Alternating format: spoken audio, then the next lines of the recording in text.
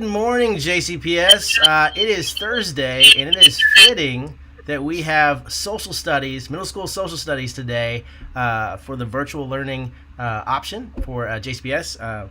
And I am joined by Ryan New, the JCPS Social Studies lead, and Vincent Tinker and Rebecca Ingram, also on the JCPS Social Studies team. Jack Bosley, my partner, on the digital innovation team, and Molly Kent of DBQ, who will be talking the lion's share today about DBQ. So we are very excited to have those folks on today. So good morning, and thank you for joining us.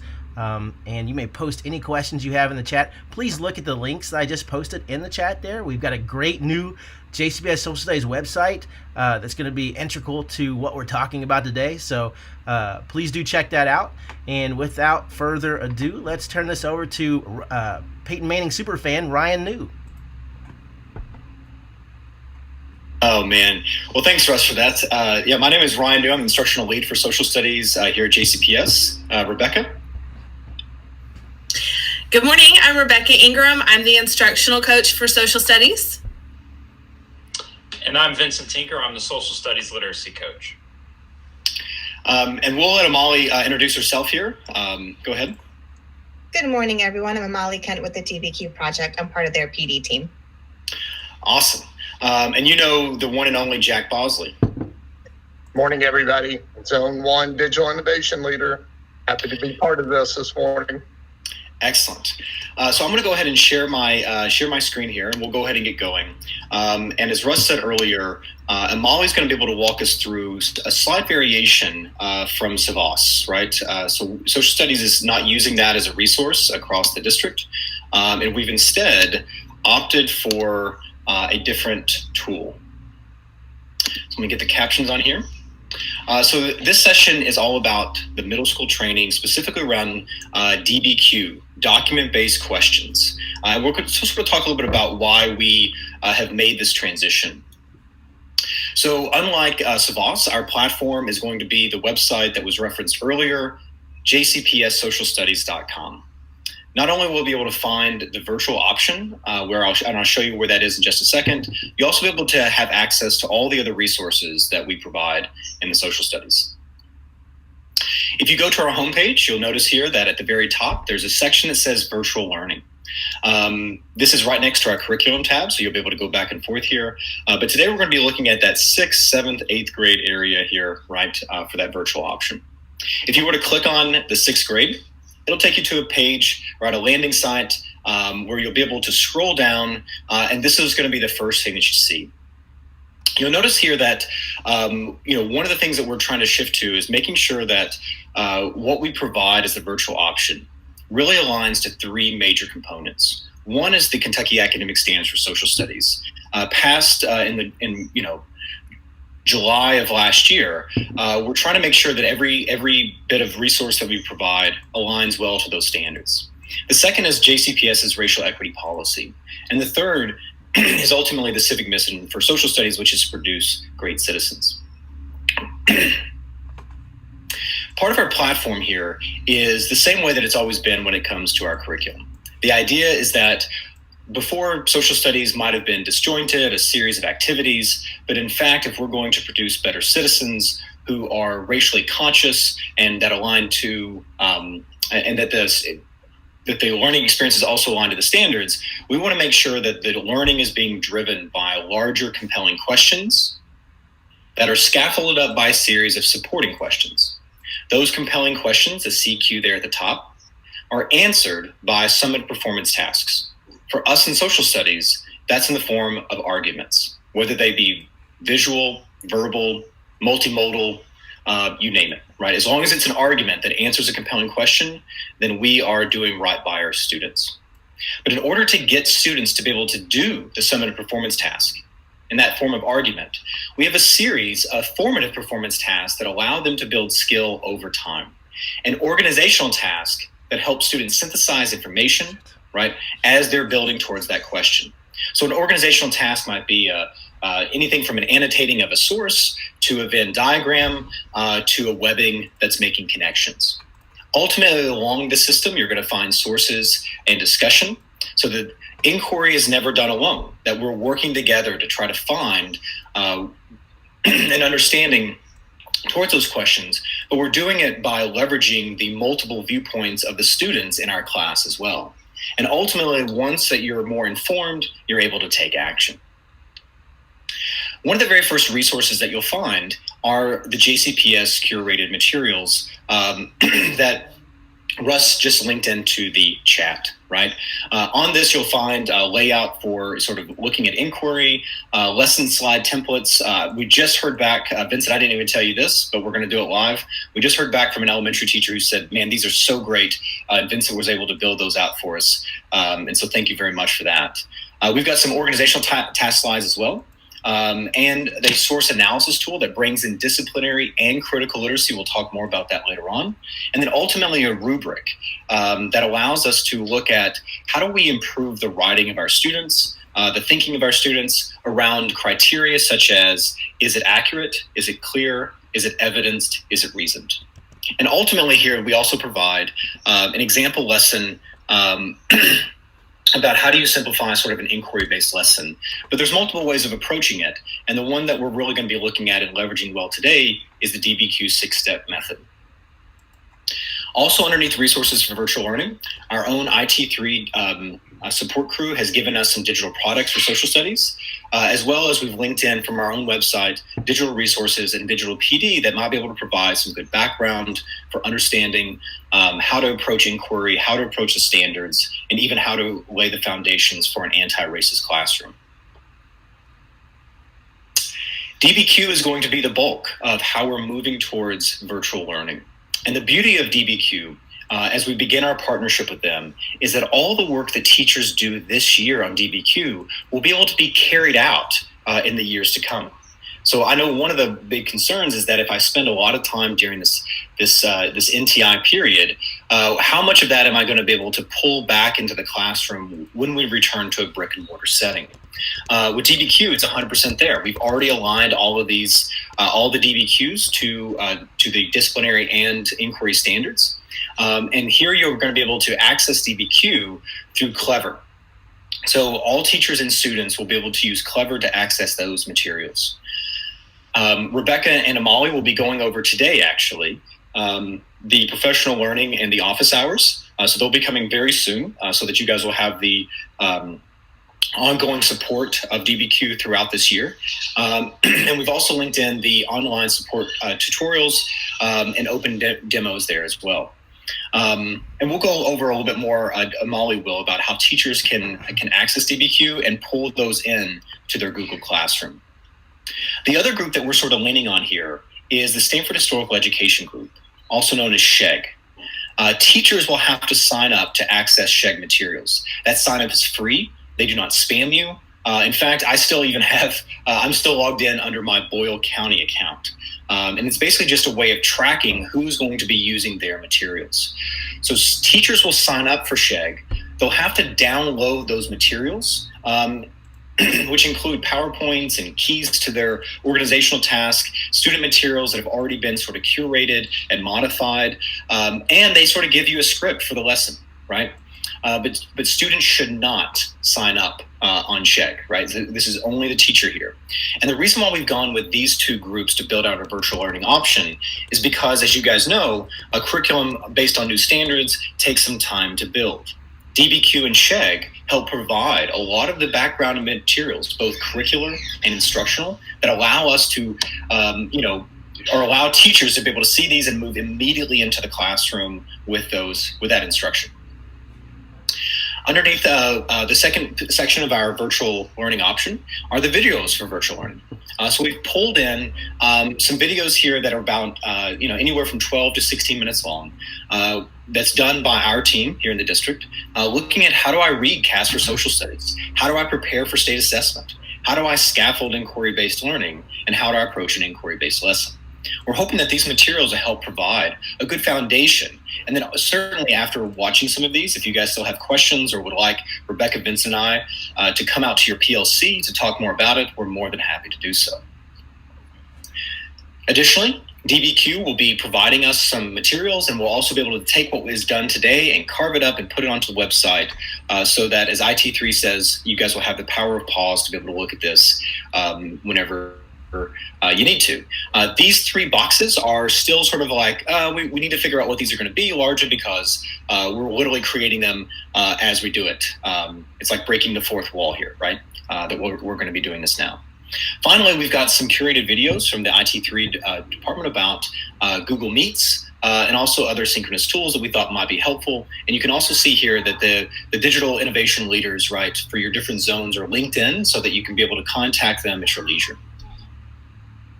The third part of this is the curriculum for virtual learning. What we've done here, we've tried to be aware of KDE's assessment blueprint.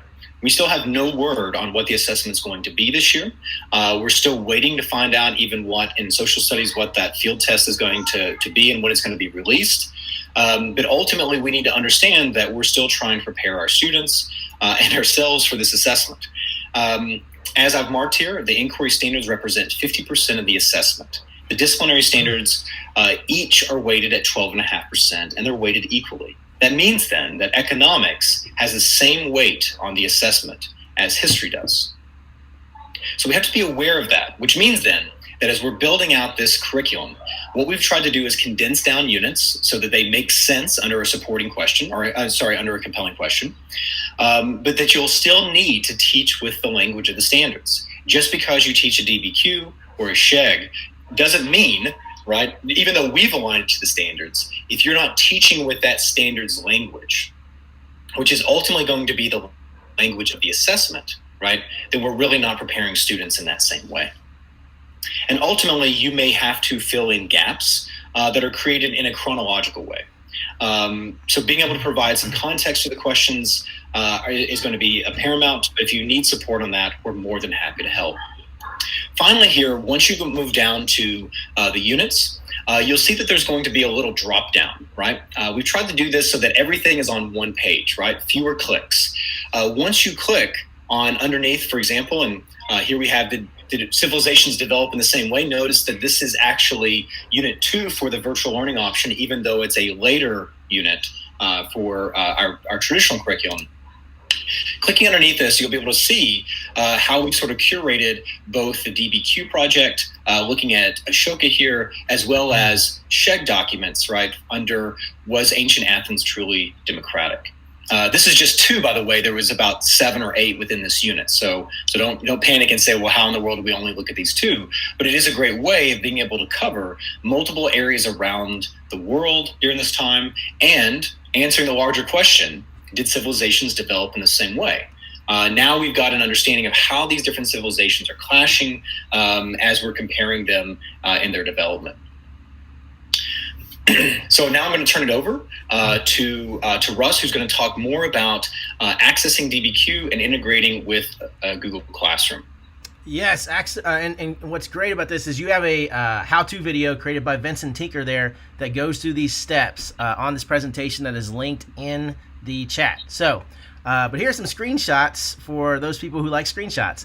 So to access DBQ, you're going to go to your JCPS quick links, where you will see Clever, and when you click on Clever, you'll see on the district page a red tile that says DBQ, and you can click on that DBQ, and it will take you to, it'll log you into DBQ, and so from there, what you're going to do, if it's your first time accessing DBQ, you will see a terms of use page, so you'll have to scroll down through that and review those terms of use, and then check if you accept, and then from there, you will click on Classes and Assignments.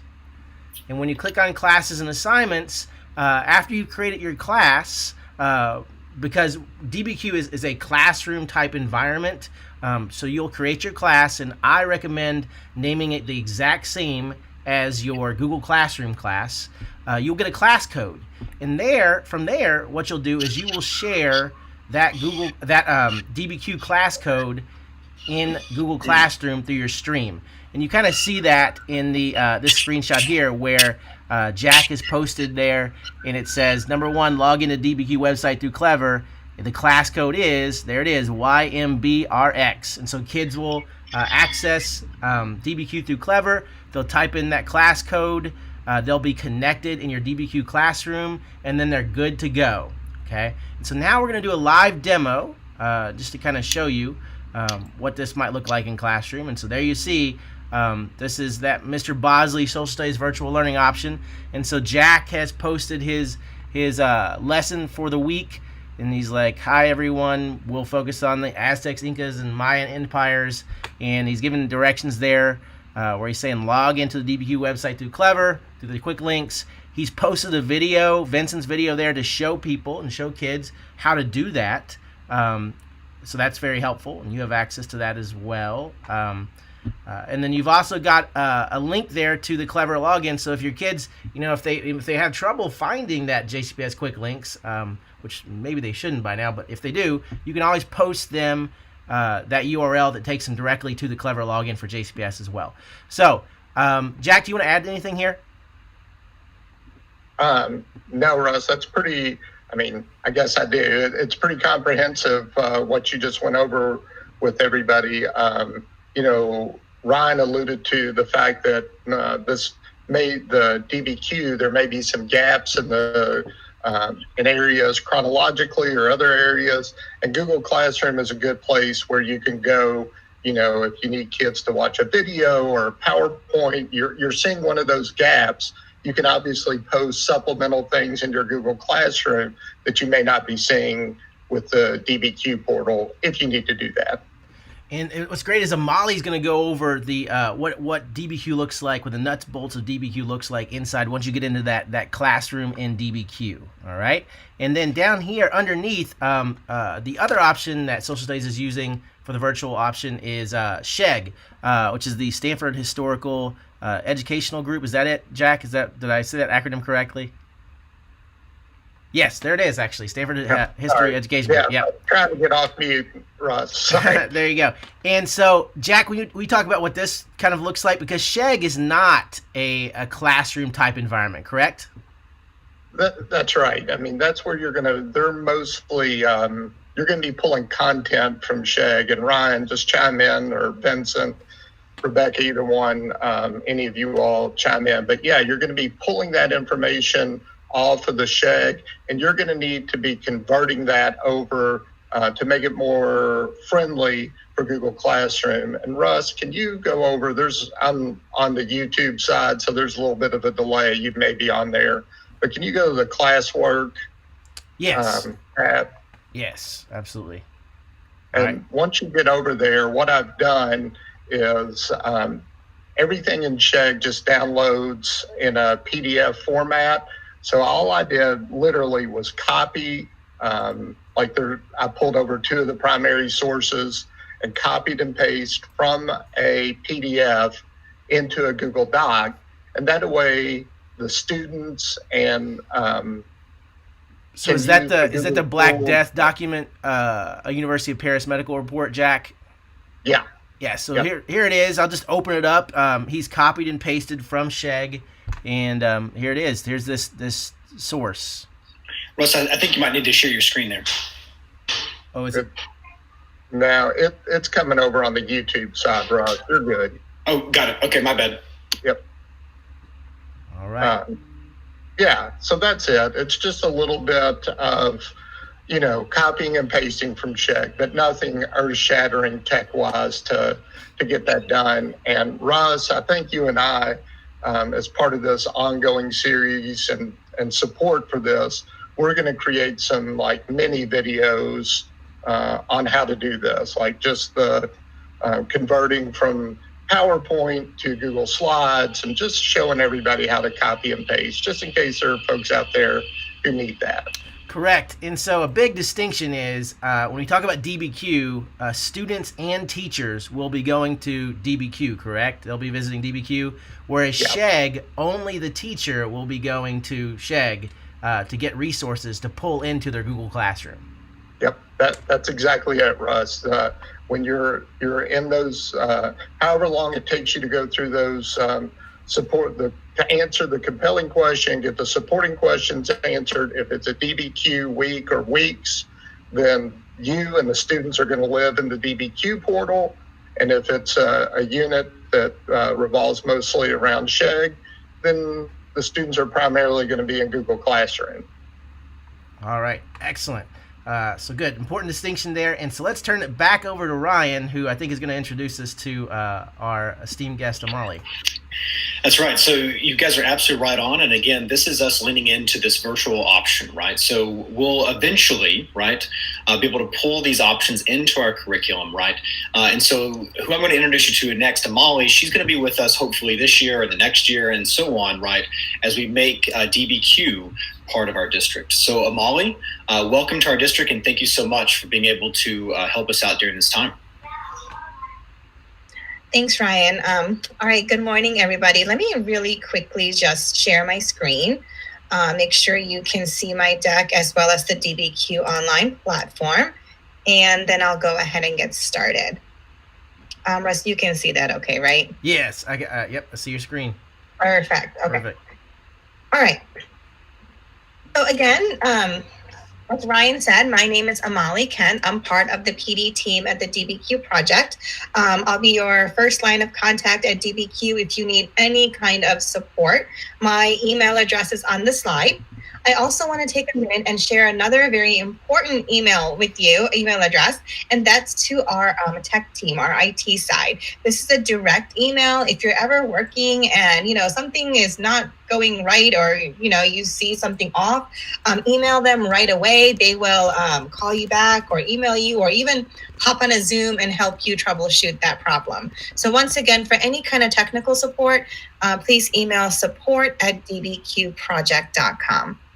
So this particular session today, the purpose of it, and Ryan mentioned this earlier, is to get you all familiar with our DBQ online platform as a tool for remote learning. I also want to make sure that you're very comfortable with our methodology, which we call our 6-step method, as knowing that and understanding that helps you understand the platform, because the platform is built around the way we design our lessons. So that's kind of what we're here for. So to achieve that, we're going to break this session into 5 mini sessions or 5 parts. First, we're going to make sure you are familiar with the materials that you have access to, as well as that 6-step method that I mentioned. I want to take a minute and make sure everyone can, again, log on to DBQ Online through Clever. I'll show you what the student dashboard looks like, as well as the teacher dashboard. On the teacher dashboard side, we'll spend some time making sure you know how to create your classes, how to not only create, but customize the lessons, and most importantly, provide communication, feedback to your kids when they're not with you, right? Whether they're asynchronous or synchronous. We'll spend some time planning your first DBQ lesson. I have a lesson that I've already created. I'll show you some of the modifications I made to make it work for a remote setting. And then we'll end with reiterating, again, some of the supports that you have available for your implementation. So that's kind of how our session is going to be made up or sequenced. So again, housekeeping, if you're watching this live, if you have any questions, please put that in the chat box, send it. We'll make sure we address it. And if you're watching this later, again, you have our email. You have a wonderful curriculum team who knows the platform and the methodology really well too. So please, reach out with questions. Okay, so let's start with the first part, the materials and the 6-step method. So DBQs, document-based questions. The DBQ project did not invent them, right? We've been around as a company for about 20 years, but DBQs have been around since the 80s, used by College Board for part of their AP exam. So what we've done at the DBQ project is taken something that was an assessment tool or is an assessment tool, and we made it into an instructional tool, because the skills that you do during one of these DBQs, they're quite vital. So what are those skills? And what do you do during one of these DBQ lessons? Well, you start off with a compelling question, an overarching question. You provide the students with some sources. The beautiful thing about DBQs and SHAG is you don't have to go and look for those sources. The sources are already there, right? That's the hardest part when you're in the classroom, is finding the sources. So what the kids are going to do is they're going to go through those documents or the sources. They're going to start pulling evidence out. Of course, they'll corroborate. Of course, they'll critique the source and its credibility. And by the end, they're going to start developing a claim. And then they're going to finish this lesson by backing up their claim with evidence and an argument. Our end product is an essay. But of course, you can, do something else instead of that typical essay too. You can do a discussion board, you can do a flip grid, and I'll mention other ways you can modify these lessons as we go. But our traditional end product is an evidence-based argumentative essay. Okay. So as you can see, the lessons that we have, it really provides critical thinking for our students, and it aligns really well with your standards, right? That inquiry-based learning. Before we move on and look at the materials a little bit closer, I want to just share a little bit more about our mission with you, because at the DBQ Project, yes, the content is essential. Literacy is vital. And again, our goal is to make sure our kids walk away from our classrooms being able to think, right? Not only do they know information, but when they tackle new information, they know how to think about it. They know how to question it. They know how to corroborate it. They know what to do with information. So just a quick little clip on our mission, and then we'll move on into the materials.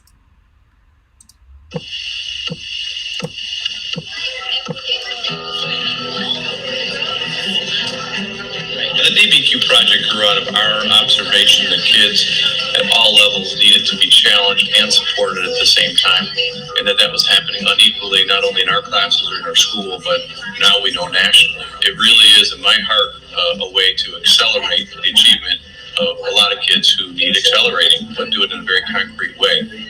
A DBQ is a document-based question. This is an activity that has students read a series of documents, all of which shed light on a central historical question. And then once they've read and analyzed the documents, they then construct an evidence-based argumentative essay.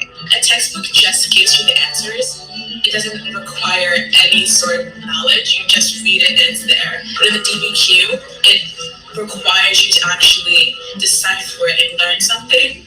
So there's a huge difference. I think what defines us is that it's a clarity of the structure that we provide teachers, who in turn provide that structure to students. This is very intimidating for a lot of kids to do this open-ended thinking. Maybe they need to be coached and build some confidence. From a teacher point of view, it's really good for those kids that kind of stand on the outside and may be having problems making the connection and analyzing the documents. They see other kids doing that, and, I can do this. The whole subject matter becomes alive and throbbing for the student and for the others, and that enables you to get invested and to participate. You have to go through your sources and put them in the buckets. So which one can go with the first bucket? Which one goes with the second bucket? Which one goes with the third bucket? Where you have evidence from that that matches what your reasoning is. And you're like a detective. You're like, all right, so this happened. Wait, but this happened on the other day. And you're like, you try to like bring that together. You said it earlier. What is the feeling? It would be hard to just start by just reading the sources and then just go straight into my essay. It's a lot easier to organize them and then take from that little sheet that we use bucketing and other organization techniques to then write the paper from that. The DBQ is traditionally used in AP classes, and what the DBQ project has done is scaffold the process in order to make it accessible to a wider range of students. There's a big push, obviously, a national push around the Common Core state standards. The DBQ project, I think, is one of the answers of how to get students to that level of thinking faster and more efficiently. So I started with a real guided, and then, like I said, broke away some of those guides for them, and they still continue to use. They used what they've learned. I think the most important skill or contribution that we make to a kid is confidence. We're giving all kids the opportunity to learn how to put together a presentable written piece. The goal is to get them to be lifelong learners, to get them to be excited about learning and about discovering new information. They feel that this activity has integrity. They feel good when they're through doing it. And I think more than anything else, that we are providing these kids with an opportunity to go on to whatever it is and know that, my goodness, at least in one important area of school, I was successful. So again, ladies and gentlemen, equity in education, a huge, huge part of our mission. And again, that critical thinking piece, right? So let's go ahead and look at our materials next. So in that video, you saw a lot of print material. So our materials, we have our print binders and we have our digital. So this whole training will be on using our digital platform. But whenever you get back to your school site, you might see these DBQ binders at your school site. A lot of schools in your district already has them. Just know that the content in the print binders was the absolute same content on our digital platform, right? You're going to see the same documents, the same background essays. Everything's the same. The only thing different about the online platform is, of course, there's some extra tools for scaffolding, and you can use it in a remote setting. A lot of teachers actually use DBQ online in their traditional classroom too, just because there's so many more tools for differentiation as well. Again, our time together today will be spent on looking at the DBQ online platform. So when you log into your platform, which we will in a little bit, you'll notice in your library all sorts of binders. You'll see binders that say document-based questions in American history or world history, and then you'll see mini-Qs. So teachers always ask, well, what's the difference between DBQs and mini-Qs? The short answer is basically the length. Our original binders that we wrote are our DBQ binders, that black binder and that green binder on the screen that you see. So I love the color coding there, Molly. It's like just reminds me of like the old school, like thinking back to my old elementary music class. Like you graduate from the red book to the green book to the whatever. So really cool color coding there, and it makes it really simple for a simple visual for teachers. Absolutely. Like purple is always, world history. The maroon is always U.S. history. So yeah, for sure. So originally when we wrote the DBQ binders back in the day, the AP exam had a lot more documents in it. So that's why our document-based binders, our DBQ binders, which we now lovingly call Mother Qs, have just a lot more resources in them. It's still fantastic. You'll notice not all the scaffolds are in there, but you'll have just access to tons of documents. I think the Sugar Trade DBQ has 26 documents in it. It's a lot. Since then, we've written what we call our mini-Q binders. These are what's often used in most classrooms. These typically have between 4 to 8 documents per unit. So that's the biggest difference between the DBQs and the mini-Qs. And we have mini-Qs in U.S. history, world, elementary, geography, civics, econ, lit, it goes on. For our purpose, for middle school, 6th grade educators, you'll be using primarily World History Volume 1, goes nicely with Ancient Civilizations. 7th grade educators, you'll be using World History Volume 2, mostly. And then 8th grade teachers, you'll be using American History Volume 1. Again, mostly. There might be some things in other binders that you can pull from. So I just want you to make sure you know that. So let me keep talking about the materials. Something else that's really important to know, especially when you open up one of our mini Q binders, you'll notice that every unit in that binder, and there's typically 10 to 12 units per binder, you'll notice that it's written twice. One will be labeled with a little EV, and the other one will have a CV. The EV stands for enhanced version. The CV stands for clean version. And as you can see, the difference between those two versions is that the EV has text-dependent questions to help the kids analyze the documents. So you have a tool for scaffolding there. Again, some educators start off with the EV version and they try to move them towards that CV version so they don't rely on the questions as much. But again, you have a choice of which version you want to use with your kids when you're using our mini-Q binders. In the DBQ binders, you'll notice there's two versions also. One will say LV and the other will say SV. LV stands for long version. All the documents. SV is short version. So you will see a little differential there also. So again, EV and CV located in the mini-Q binder. One other thing that I want to point out before we start logging into Clever and looking at these binders actually on the online platform is that every student page that's in our resources has a matching teacher page. You're probably going, well, of course, there should be, right? There should be like a teacher key. Well, our teacher page is a lot more than just a teacher key. Of course, there are answers to those supporting questions or those text-dependent questions there, but there's also skill builders, other activity ideas, and also content notes. So if you are new to the course that you're teaching, maybe you taught world history forever, and this year you're teaching American history, check out the content notes. There's fantastic information in there. Like if I had to teach an econ class tomorrow, first of all, I might cry. But second thing I would do is check out the content notes because there's just enough information in there that I can absolutely, fake it till I make it. So check out our teacher notes and the teacher side of our resources. Okay? All right.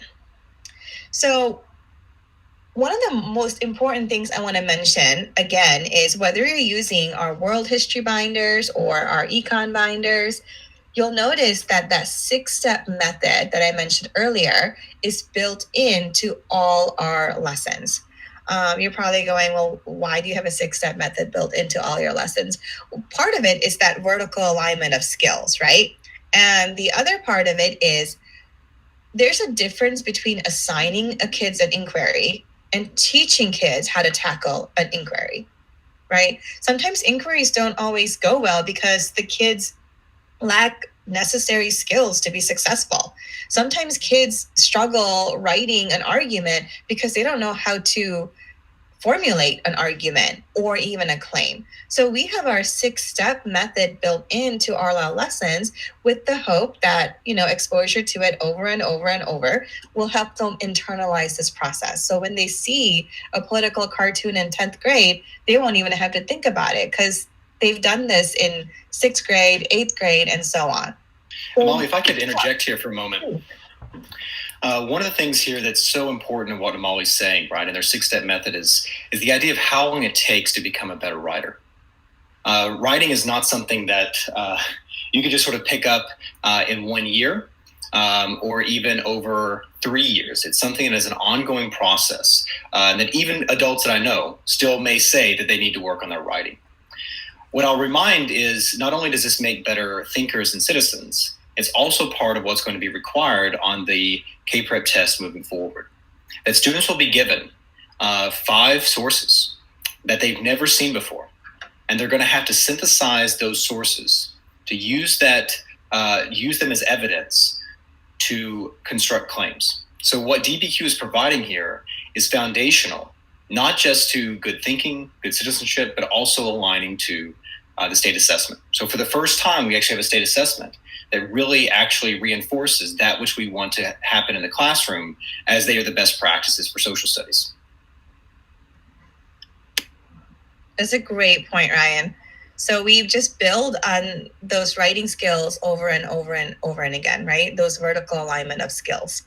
So before we log in and look at a lesson and look at the 6-step method in action, I'm going to preview the 6-step method. We'll dig much deeper once we get on the system, but I just want to show you just the big picture of what the 6-step method looks like. So again, just a quick video of the 6-step method in action. And this particular video is going to be narrated by co-founder and co-author of the DBQ Project, Chip Brady. Hello, everybody. This is Chip Brady of the DBQ Project. I'm going to take you through a 4 or 5 minute exercise where I just kind of detail the different steps in the DBQ Project method. We'll use the DBQ online platform to kind of walk you through, and I'll use a mini Q because it most clearly lays out the explicit nature of our teaching approach. We'll go into Volume 1 World History, and we will actually use the Fall of Rome DBQ. Don't worry about how to get here. That is a different screencast. In our work for the student, we'll focus on the student side. We always start with a cover page, which addresses the question here, and it gives a little bit of an overview and lists the documents. There's a lot of work to be done on this page, but it is not officially part of the step 1 or step 2 of our process. That starts when you hit the next page, which is a hook exercise. The hooks are meant to be interactive when you're in a classroom, and anything you do remotely, you should ask kids to dialogue if they have somebody in the room or a partner who can talk about it. And they're meant to be 15 to 20 minute exercises debating a particular task or situation. In this case, we're looking at America in the 21st century, looking at things that may be a problem that might actually lead to its decline. And what we want kids to debate there is whether or not which of these is the most significant or not. And again, we want to prime their thinking as they begin to lean their historical minds on into the idea of looking at Rome.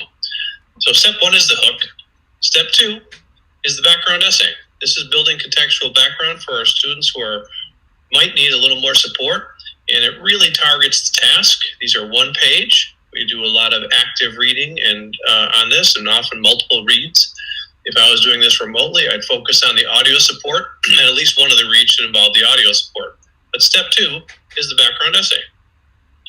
That is partnered in the EV version with background essay questions, which are text-dependent questions that might help students deconstruct some of the key ideas or concepts in these particular unit.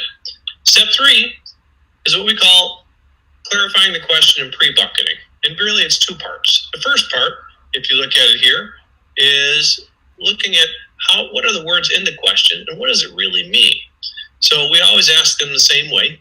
What is the analytical question? What terms need to be defined? And rewrite the question in your own words. In this particular DBQ, what caused the fall of Rome, we're really defining fall. And if you look at our definition here, what were the 3 reasons most caused the decline of Rome? And of these, which was primary? This is really a student's own language and how to maybe frame the question. We want them to slow down and say the question in their own words, defining key terms. We then want them to predict the categories of analysis.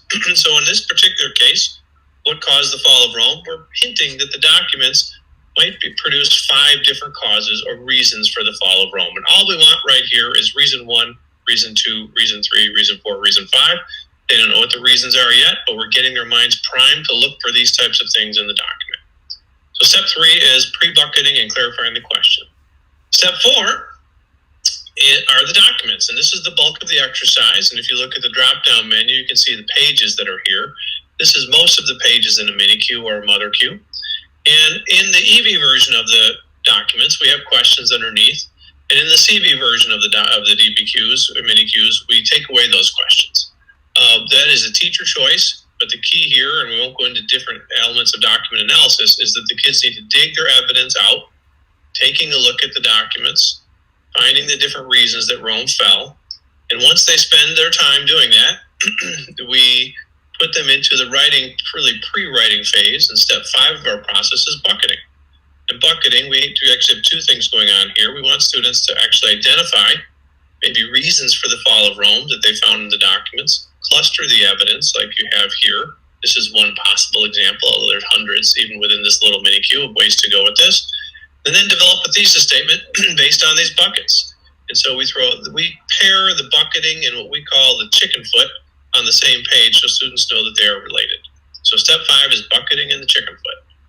The last section, really, there's a couple of sections we move into the writing. And we won't go detailed into the writing structures, but what we want students to do is follow a constructed outline that gets to evidence-based writing, in particular with a clear thesis or claim statement, a clear topic, sentences or subclaims, and evidence and reasoning in every body paragraph. So that's a summary of the 6 steps. Hope it is helpful. And throughout the training today, we'll definitely dig deeper into the 6-step method. We'll look at the 6-step method, maybe also in a remote setting. And if there's any questions, again, please feel free to ask. And you have some other resources and videos to dig deeper into the 6-step method as well. So what I want to do next then is move on into the online platform. Right? I want to make sure you all can log in. You know how your kids log in. You can log in through Clever, and then we'll start looking at creating classes, that kind of thing. So I'm actually going to show you how you're going to log on through Clever. I know we talked about it briefly earlier, but Vincent Tinker made this video to show you, just to walk you through step by step on exactly how to do this. So Vincent, thank you for making that. To access DBQ Project through Clever, first you must go to the JCPS Clever page. Then you need to log in. I do this by clicking on Login with Google. That is connected to my Google JCPS account.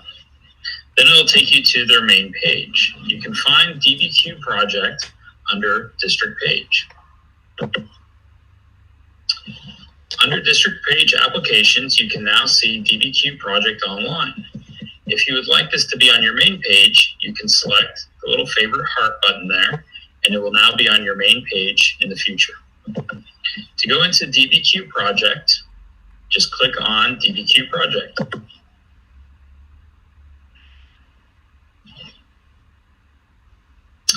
This is the main page of DBQ Project, in which you can access all of their files. If this is the first time that you are accessing DBQ Project, you will be prompted with a terms use page. There they will list the DBQ Project terms of use. If you scroll to the bottom, you will see an accept button that you must check, and then you will select yes, accepting DBQ Project's terms of use. After you accept it, it will then take you to this page. And that is how you access DBQ Project through Clever. So your dashboard will look something like this, and I'm going to log in here and show you that in just a second. But your student dashboard will look differently. I will go over the student interface during this training as well. So let me just kind of minimize this and go ahead and log in. So again, your DBQ dashboard as an educator will look just like this. There's tons of resources here. A couple things I want to point out is if you ever need like a quick Cliff Notes version of how to create your classes, that kind of thing, there's this short video that says Getting Started with DBQ Online. It won't go into the details that I'm going to show you, but again, it'll show you the basics of how to create a class, a basic assignment, and so on. You also have access to this PD video section. If you click on that, it'll take you to the PD page of this teacher of DBQ Online. In here, you have access to almost 40 videos. The larger videos deal with our 6-step method. It shows the 6-step method in action in an actual classroom. It talks about best practices, all that. So there's these videos. And then you have access to these smaller videos that are skill builder videos too. So how do you prep a document to, analyze it? How do you teach kids to analyze an image or interpret a poem? So again, educators, if you have the time, check these little skill builder videos out. They're just a fantastic resource for best instructional practices. Clicking on this DBQ Online button on the top left-hand corner of your screen will take you back to the main page. The next thing that I want to point your attention to is your DBQ library. So when you click on that, that will take you to the library. This is where all your binders are going to be housed. So what I would recommend is, before you get too into the nitty-gritty of creating your assignments, is go ahead and maybe preview what you have access to. So 6th grade teachers, you might click on World History Volume 1 and check out what you have. You start off with Hammurabi and you go all the way to the to Fall of Rome. All right. So lots of different resources here. And again, your JCPS social studies team has aligned the standards to our questions. So as I mentioned before, EV version, CV version, you have some choice there.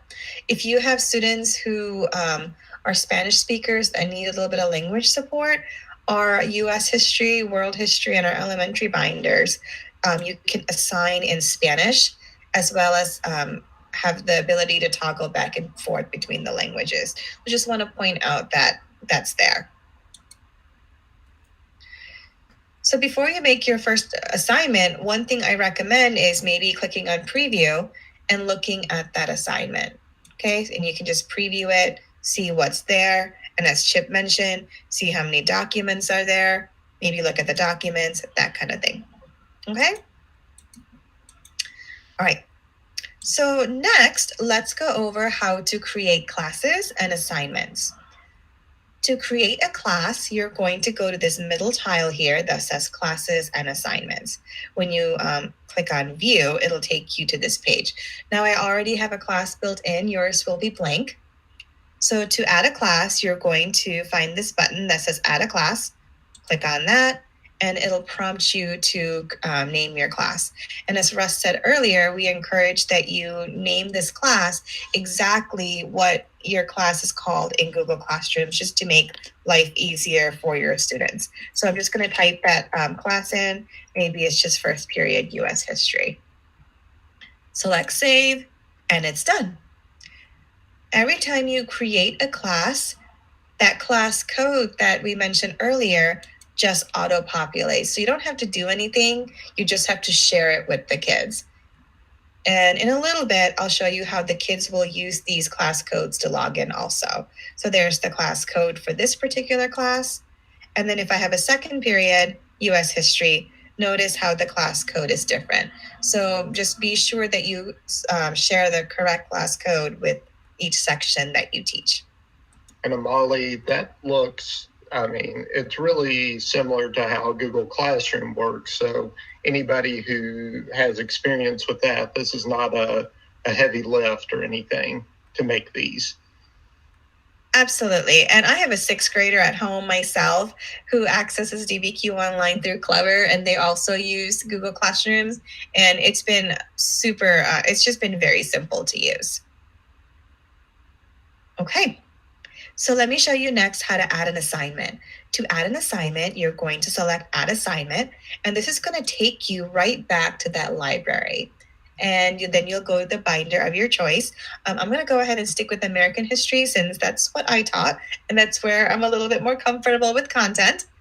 And I'm going to go to one of my absolute favorite units, and that is Valley Forge, which you have quit, our lesson that deals with the American Revolution. I'm going to go ahead and use the enhanced version with those text-dependent questions.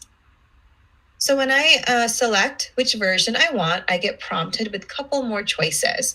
The first choice is, do I want to give this unit as it is, with all the documents in it, all the pages in it, or do I want to customize it? So let's say I'm in a hurry and I don't have time to go through all the documents. I can very easily take couple of documents away. Now, educators, I do want to not caution you necessarily, but just to kind of just put this thought in your head about the fact that if it's an argumentative prompt, right? Hammurabi's code wasn't just. If you're eliminating documents, just make sure you eliminate documents for both positions, right? So you're not leading the kids towards a certain answer. So just be cognizant of that. So maybe I'll take 2 of these documents away. Maybe instead of using the comprehension questions, I'm having them do something else. So just with a couple of simple clicks, I can make this assignment look however I want it to look. Also, maybe for my first DBQ that I'm doing with my students, I'm not going to have them write an essay. Instead, I'm going to have them, verbally share their claim through a Flipgrid. So just like that, the whole essay page is eliminated. So I have a short assignment that I can use with my kids. A little hook exercise to get them engaged, some contextual reading, couple documents, and then they share, their argument through Flipgrid. Making an assignment, it's that quick. So once you have the assignment the way that you like it, you're going to be asked if you want to turn on some additional supports. These additional supports are there also if you select the entire unit also. These additional supports do not change. Oops, now I have to go back and let me take those pages out. There we go. Okay. So again, if you need that English-Spanish toggle, you can select yes. One of the most important tools that we recommend that you're using for remote learning is the audio. This gives the ability for the kids to get some reading support, hear the textual documents. The next couple of supports deal with the essay if you're writing the essay. If you don't select these supports and you're writing the essay, the kids get a very standard essay outline, like the one that you saw in Chip's video dealing with Fall of Rome. If you want to give additional supports, you have some choices. The first choice is, do you want to give the kids sentence frames or sentence starters to go along with their essay outlines? If you have some kiddos who really need some help with writing, or you want to model what good writing looks like, you can turn on the guided essay, which are the sentence starters. You can also activate the essay builder, which it's kind of hard for me to explain what the essay builder does. What I'll do is I'll show you in a little bit. So you can turn those on also. And if you want to show kids like a sample writing or like an exemplar piece, we also have sample writing also. Every lesson that's in our in our mini Q binders come with 3 sample essay, a basic, a non-proficient, and then a higher proficiency. If you remember the Brady Bunch from back in the day, this is definitely Cindy, Jan, and Marcia. Sometimes Marcia can be intimidating, so check out the basic proficient essays also. They're very realistic, but we want to steer them towards those high proficiency essays also. Okay, so again, these writing supports are there if you're going to write the essay as well. We do have rubrics that are built in to our platform, but I know that you also at your district have a different rubric for performance tasks. I'm not sure if Ryan or Vincent want to say anything about that before I move on. Yeah, we've got, thanks, Amali. So we've got a new set of rubrics that we're looking at, and Vincent can go more into detail with this because he's created the video for this. But essentially, our rubric looks at these 4 criteria. Is the claim or the argument, is it clear? Is it accurate? Is it evidenced? Is it reasoned? Right. And we've got it. I sort of mixed up the order there a little bit. The first thing we're looking for, is it accurate? Right. I mean, we're living in a civic time where, knowledge is being questioned constantly. So we're looking to make sure that students are providing accurate information. Right. And then looking at how do we move then that accurate information to make sure that it's clear. Right. And the use of language and how it works. And then we're looking at, well, what kind of evidence and how are they using the evidence when it comes to that claim or argument? And ultimately, what is the reasoning that is connecting that evidence to the claim? And so we actually have built that into the website. And so the website will be there. It'll have form and performance task rubric as a list, and we link that out. So if you guys need extra additional help with that, by all means, please reach out to us. Great. And if you're using Google Classrooms, what I would recommend is putting that rubric in your Google Classroom. That way your kids have access to that while they're working on their essay on the platform. At this time, our platform does not allow you to add your own rubrics into it, at least not yet, but we hope to do that in the future. So again, once you have this lesson the way you want it, then you're going to go ahead and send this out to your kids. There is one other question they ask you, and I'm going to show you this feature a little later when in a classroom where I have actual kids. But basically what this last question asks is, with this lesson that you create, do you want to send this to specific kids? So once my kids are in my classroom, I have the ability to send this lesson to just certain kids, right? Maybe I only want the Spanish toggle for like 3 kids.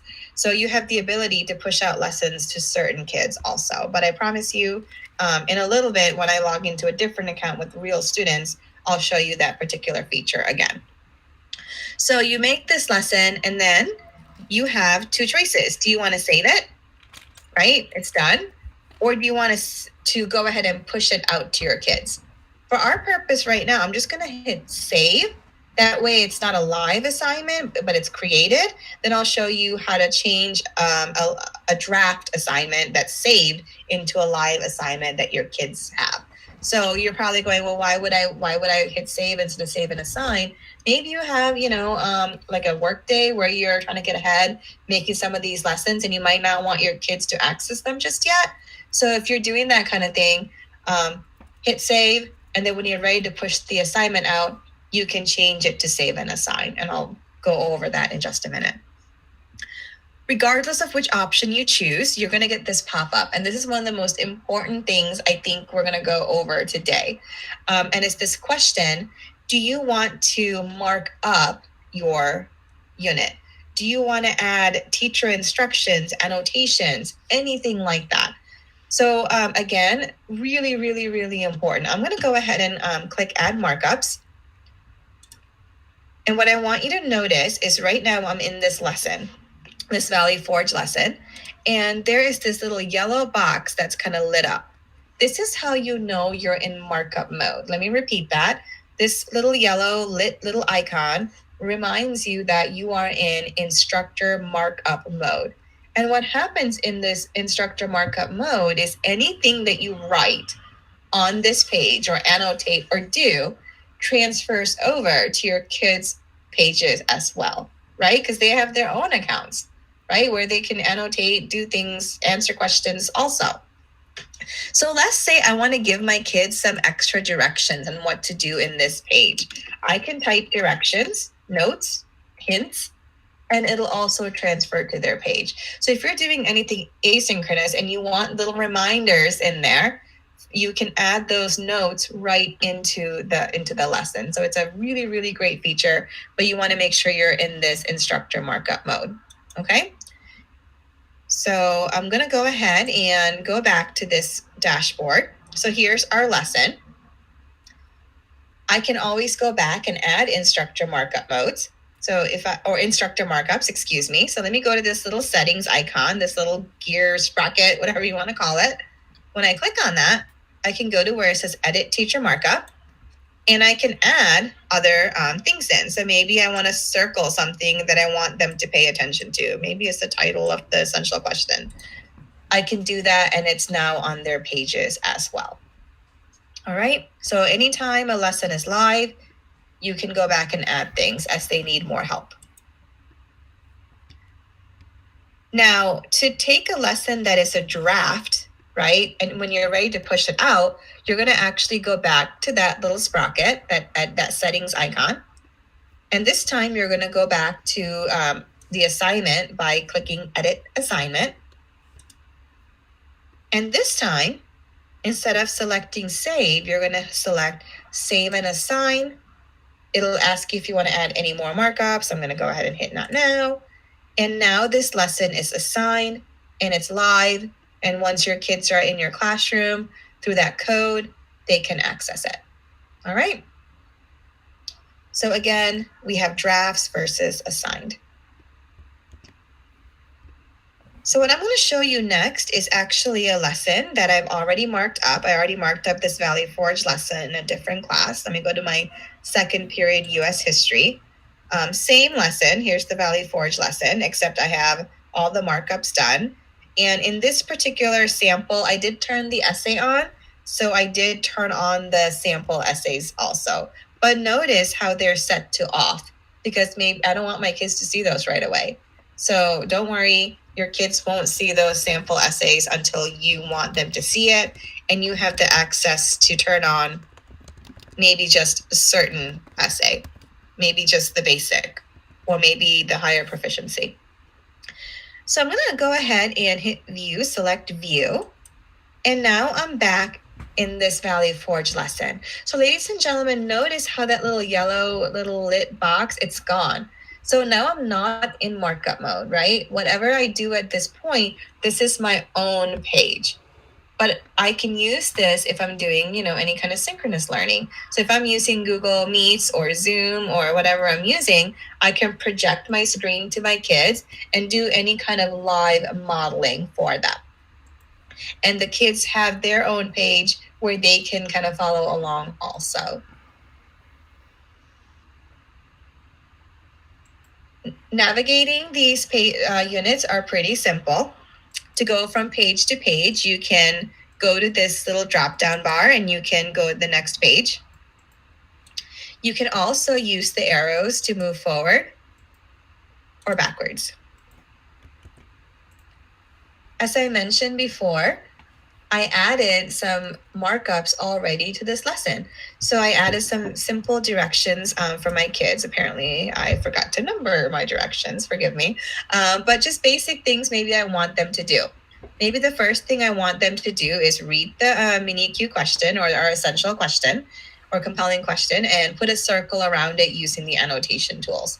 So the teacher has annotation tools, and these same annotation tools are on the kids' accounts as well. Because our thinking is when we use paper, we constantly have kids mark up their work, right? We make them highlight, we make them circle words they don't know, we make them make margin notes. So we want you to be able to do the same type of work and thinking on our online platform. So they can grab one of the circle tools and they can circle it just like in the directions that I gave them. The image can be enlarged with a simple click. It's a really great image, a lot of things to learn. And the directions that I gave my students said, look at the picture, read the overview, and on a green Post-it, write 5 things that you learned about Valley Forge from this cover page, right? So they read the overview, the fact that it's winter of 1777 through the, early months of 1778. And George Washington is, with several thousand Patriot soldiers, and they're at Valley Forge, their winter encampment, and it's 18 miles outside of Philadelphia. So maybe on this green Post-it, they'll jot down 5 things that they see, right? So anything that you want your kids to do, anything addition to the questions that we have, feel free to add it using the instructor markup tools.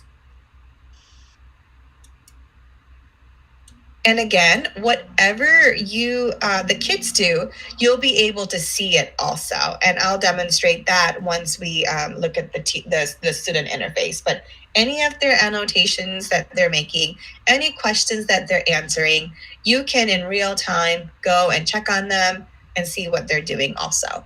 So again, this is the cover page, and those are just 2 basic annotation tools, the Post-it and the circle tool. And notice everything is auto-saving while I work also.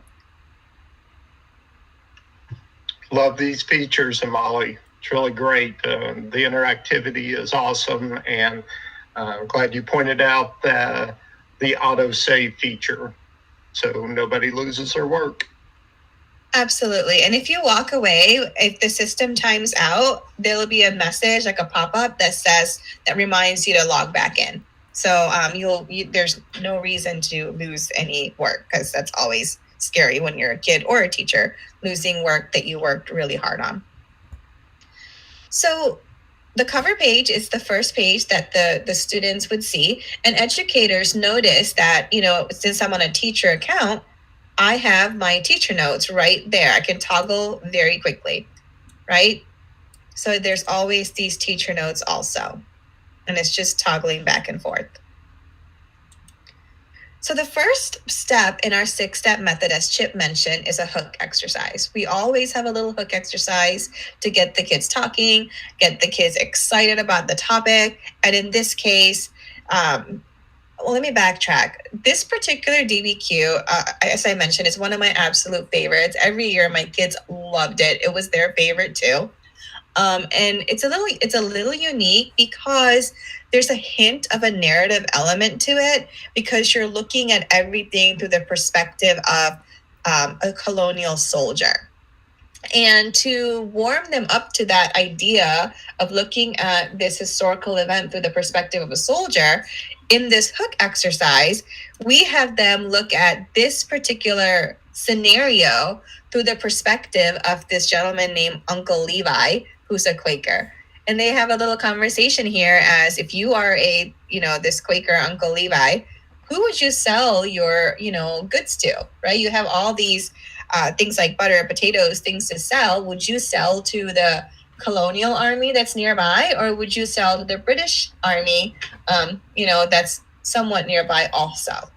Because we really want them, again, dates, facts, all that is really, really important, right? But we also have to remember the stories, the people, the perspective. That's vital also. So again, in this hook exercise, they kind of have to decide based on facts, based on evidence, what would they do? Who would they sell their food and their goods to? So that's the hook exercise for this DBQ.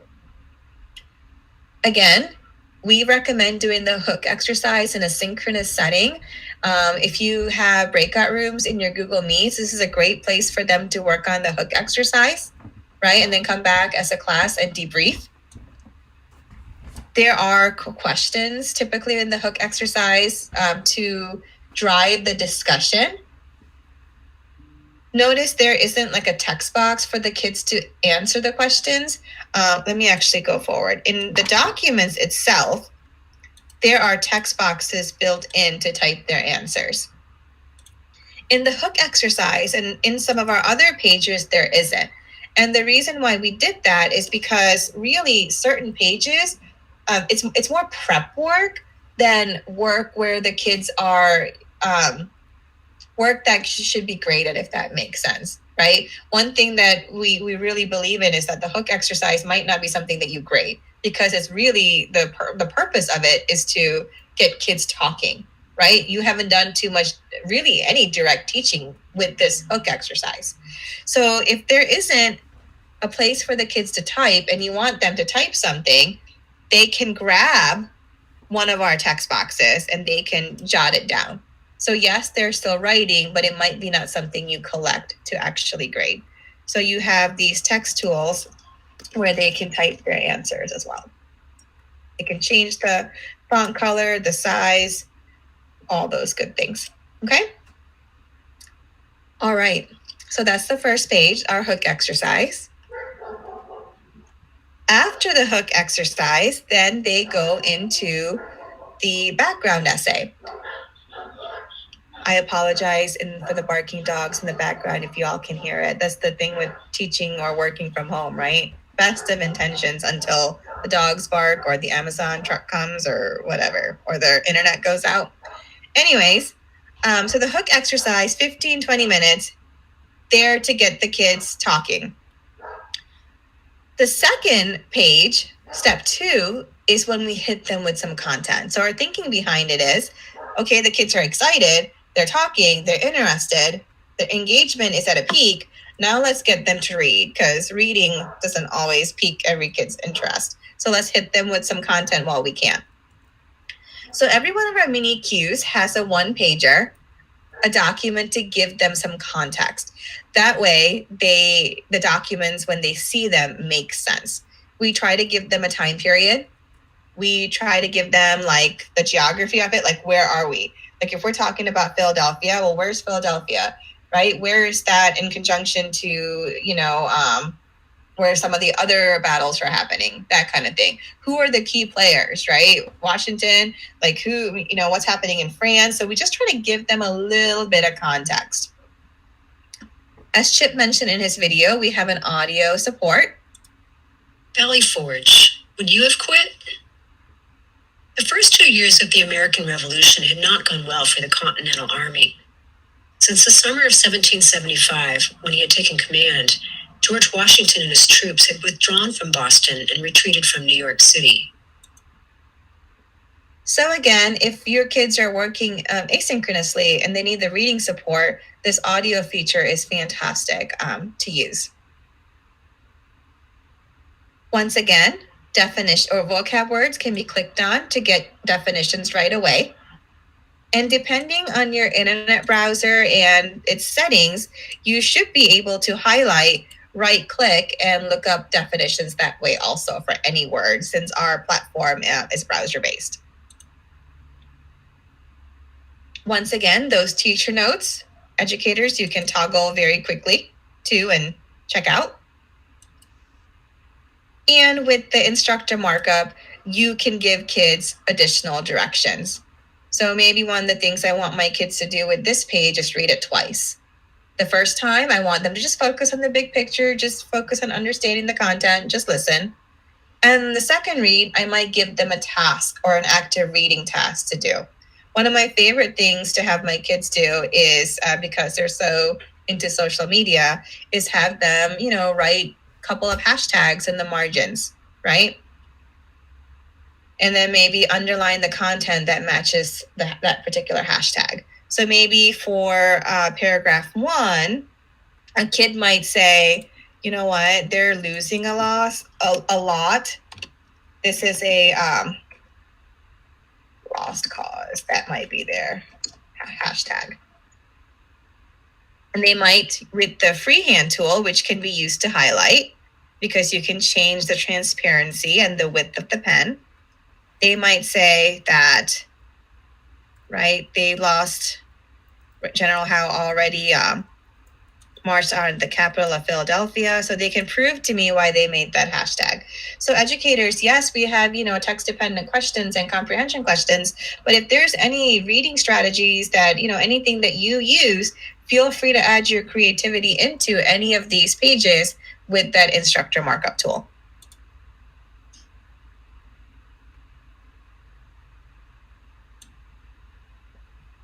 And one of the last things I want to mention to you too is in the background essay, one of the most important paragraphs is the last paragraph, because it sets up the task and the question in this DBQ. So for example, as I mentioned, this DBQ has a little bit of a narrative element to it.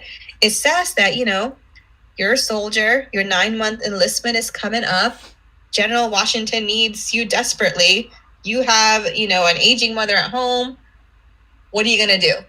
And they have to decide based on what they're going to see in those documents, right? Because it's an evidence-based essay. They can't just say, I'm going home because of all these reasons that aren't supported in the documents. So I just want to mention that this last paragraph is a paragraph that you might want to spend some time looking over with your kids. So again, the hook exercise, 15, 20 minutes, maybe less. Background essay, depending on the age, might take 20 minutes, but sometimes, more like 30. I did 6 DBQs, 6 weeks worth of DBQs with the remote group in the spring. And by the 3rd, 4th DBQ, we could go get through one of these lessons in 4 days. And on the 5th day, they finished up their essay or they finished up their end task and we were done. And our time together was about an hour.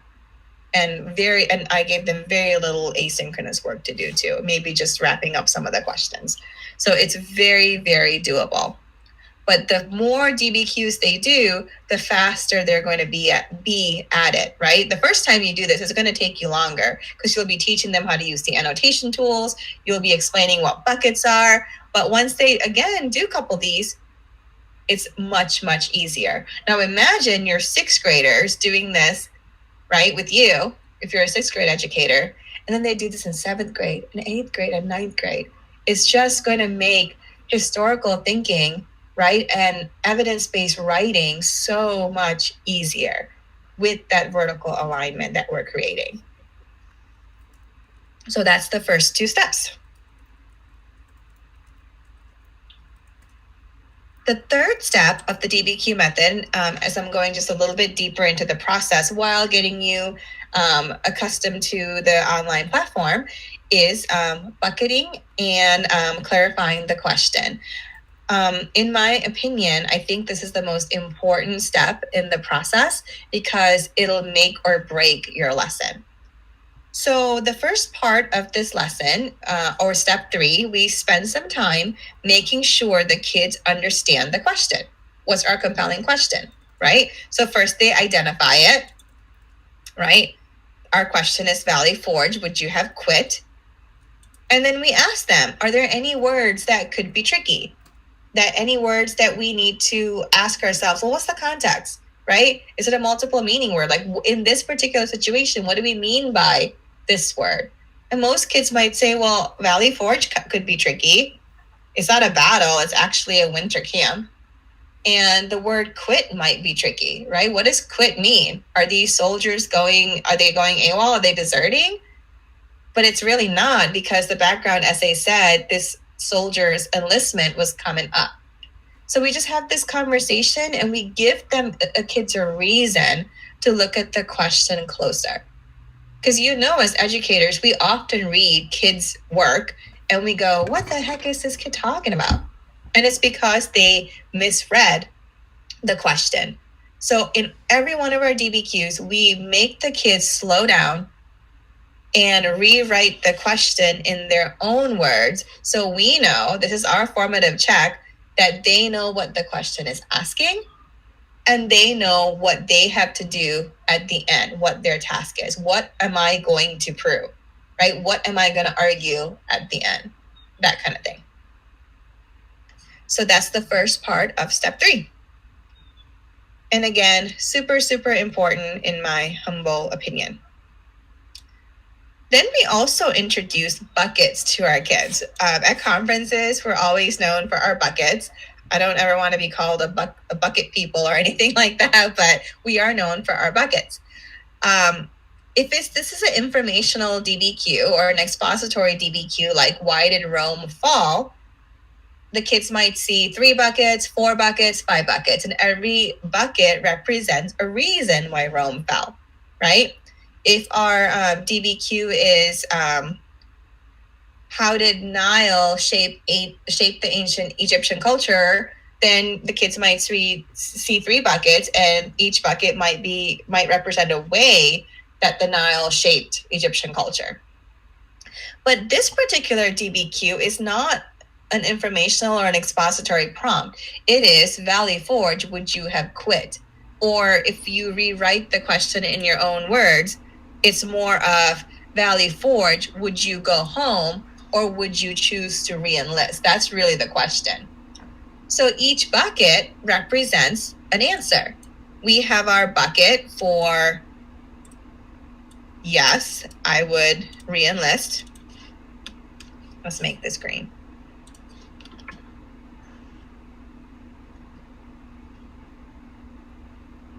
It's spelled re-enlist. Okay. And maybe the second bucket, and notice how I can just kind of copy it, duplicate it. And bucket 2 might be go home. So what the kids have to do is they have to very clearly identify, collect, categorize evidence for both positions, right? And kids have been taught how to classify, categorize since kindergarten, right? They've done that. They've done that with shapes in kindergarten. They learned how to classify and sort in science. So this is not something that's new to them. Well, what we're doing is we're giving them an organizational structure. So if you have a prompt with 2 sides, hey kids, look at both sides of the issue, right? Collect evidence for both, then take a position on it. Don't take a position on it and just look for evidence to support your position. Look at both sides, take a position, and back it up with evidence. And if you want to, once we get to the counter arguments, right, you already have evidence for the other side also. So you know how to, start formulating a counter argument as well. So that's kind of what DBQ is all about, giving kids a way to think. Because sometimes it's hard work, right? Sometimes thinking is hard work for kids. So that's buckets, ladies and gentlemen. So again, in this DBQ, we start off with 2 buckets. And at the end, once they've seen all the evidence, they'll take a position and they'll give us reasons for that position. So if they're choosing to go home as this colonial soldiers, they'll take whatever's in this bucket and they'll sort it into 3 main ideas or 3 reasons for their position. And it could be 2 reasons if you modified the documents, right? If you took some documents away, it could be 1 reason, but each bucket represents a reason. So notice everything up to this point has been prep work. We haven't even touched the document yet. All we've done is prep the kids for success. We made sure they were interested through the hook. We gave them some background reading because content's important. We made sure they understand the question. And we make sure that we prime their mind, or they frame their mind to collect evidence. So first 3 steps of the DBQ 6-step method is all prep work. And we have these annotation tools, again, to help the kids mark up the page. Once that's completed, then they're going to go ahead and go to the documents. As I mentioned before, if you turn on the Spanish toggle, you can go back and forth, which is really, really great.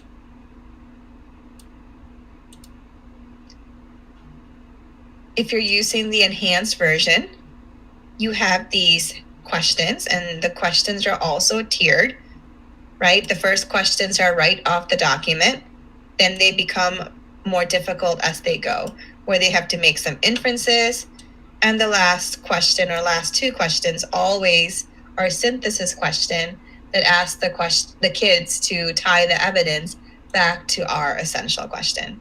So our first question's very basic, right? Let's look at our source. Is this a primary source or a secondary source? Explain your thinking. Very, very basic. And the sourcing questions will get difficult as the document goes, or as the DBQ goes. Okay? All right.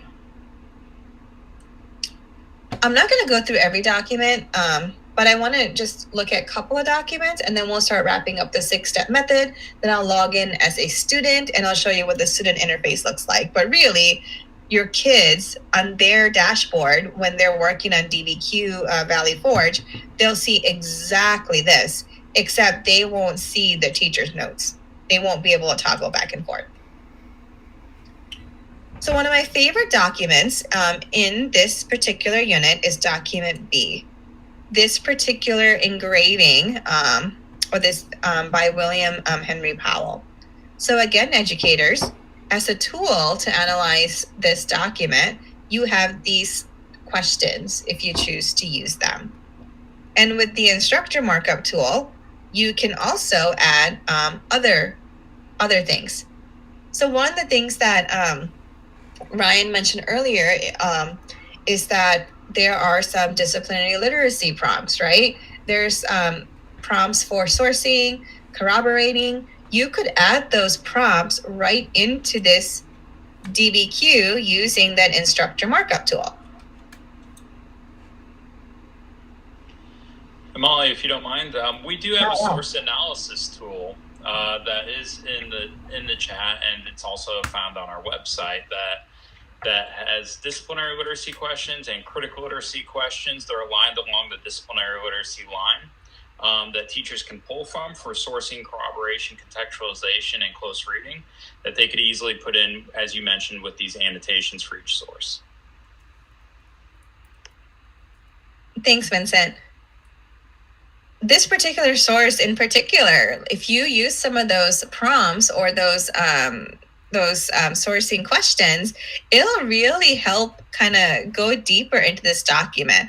Like the fact that this particular engraving was done in the Reconstruction era is huge, right? This is not a primary source from the American Revolution.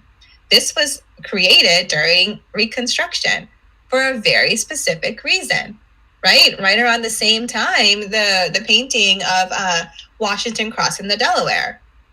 So, I mean, kids have to think about, there's a reason why Washington looks like this in the middle. Yes, he was tall, but I mean, he's portrayed very straight for a reason. So again, make sure you guys check out the source analysis tool. And again, if you take a minute to corroborate this particular document, that question of like reliability and corroborating will point out that this painting, this engraving, is not completely historically accurate. Like the huts that we see back here, there's windows. And if we had read the background essay, it says very clearly that there were no windows in these huts, just like a chimney to get the smoke out and a door. So really important to spend some time corroborating and sourcing and all those good things. Okay. Again, questions are there. I want to take a minute and just point out the directions that I gave my students here.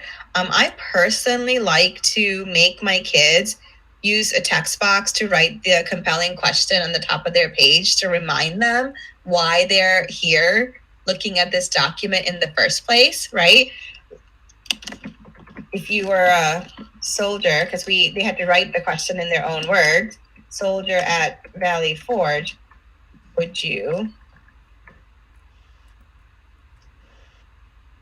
enlist? Right? Give them again that purpose for reading and remind them again what their compelling question is.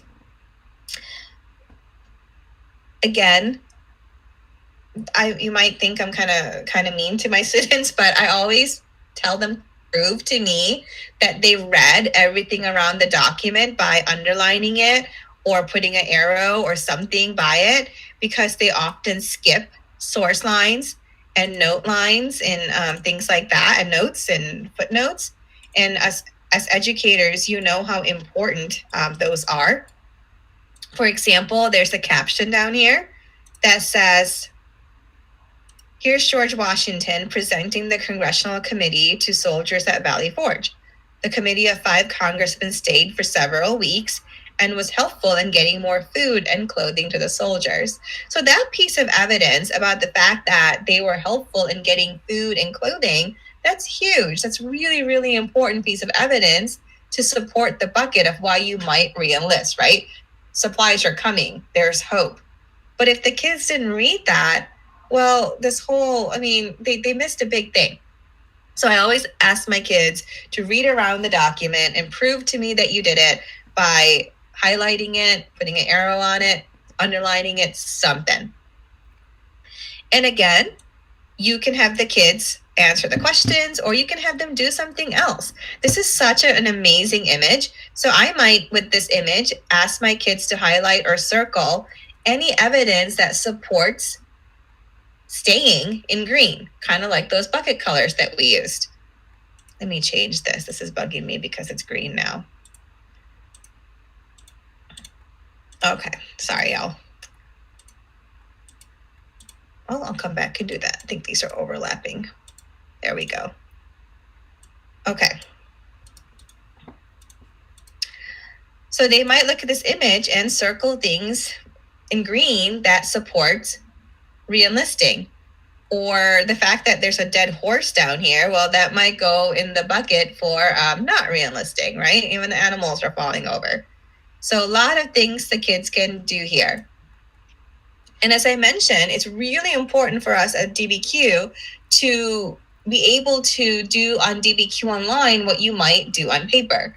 So, for example, when I did this lesson with my kids, one of the things that we did is we looked at the different, I don't want to say characters, but the key players here. There's 3 sides here, right? There's Washington in the center of the screen. We have our Continental Congress on one side, and we have our soldiers on the other side. So I might, with my students, say, guys, I want you to pick a congressman. I want you to take George Washington here and take one soldier. And I want you to look at this image. Look at this image really closely. Think about what you see, right? We see snow on the ground. We see a dead horse. We see George Washington with his hands a certain way. I see swords up. I see a missing toe, right?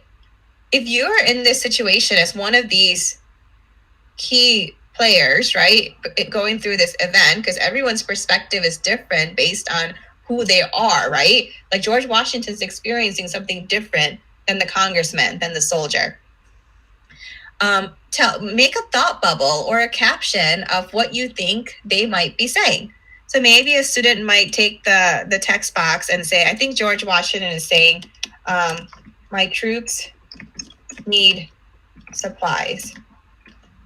The cause is important and we need help to achieve it.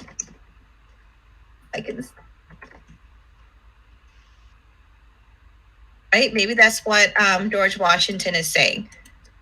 And the other day I had a teacher who asked me, how come there wasn't spell check? And I'm like, there is spell check, I promise. It's there. So maybe that's what George Washington is saying. And then they can use the freehand tool to go ahead and prove that this is what George Washington is saying, right? Maybe it's a thought bubble, maybe it's a caption bubble. So again, educators, anything that you do that you normally might do, feel free to bring those ideas into these documents, okay? So just 2 quick things that you can do. You can make them highlight evidence. You can have them answer the questions. You can have them create thought bubbles or caption bubbles on what the different key people are saying. Lots of different options for document analysis. It doesn't just have to be answer questions and make these documents into very painful worksheets, okay?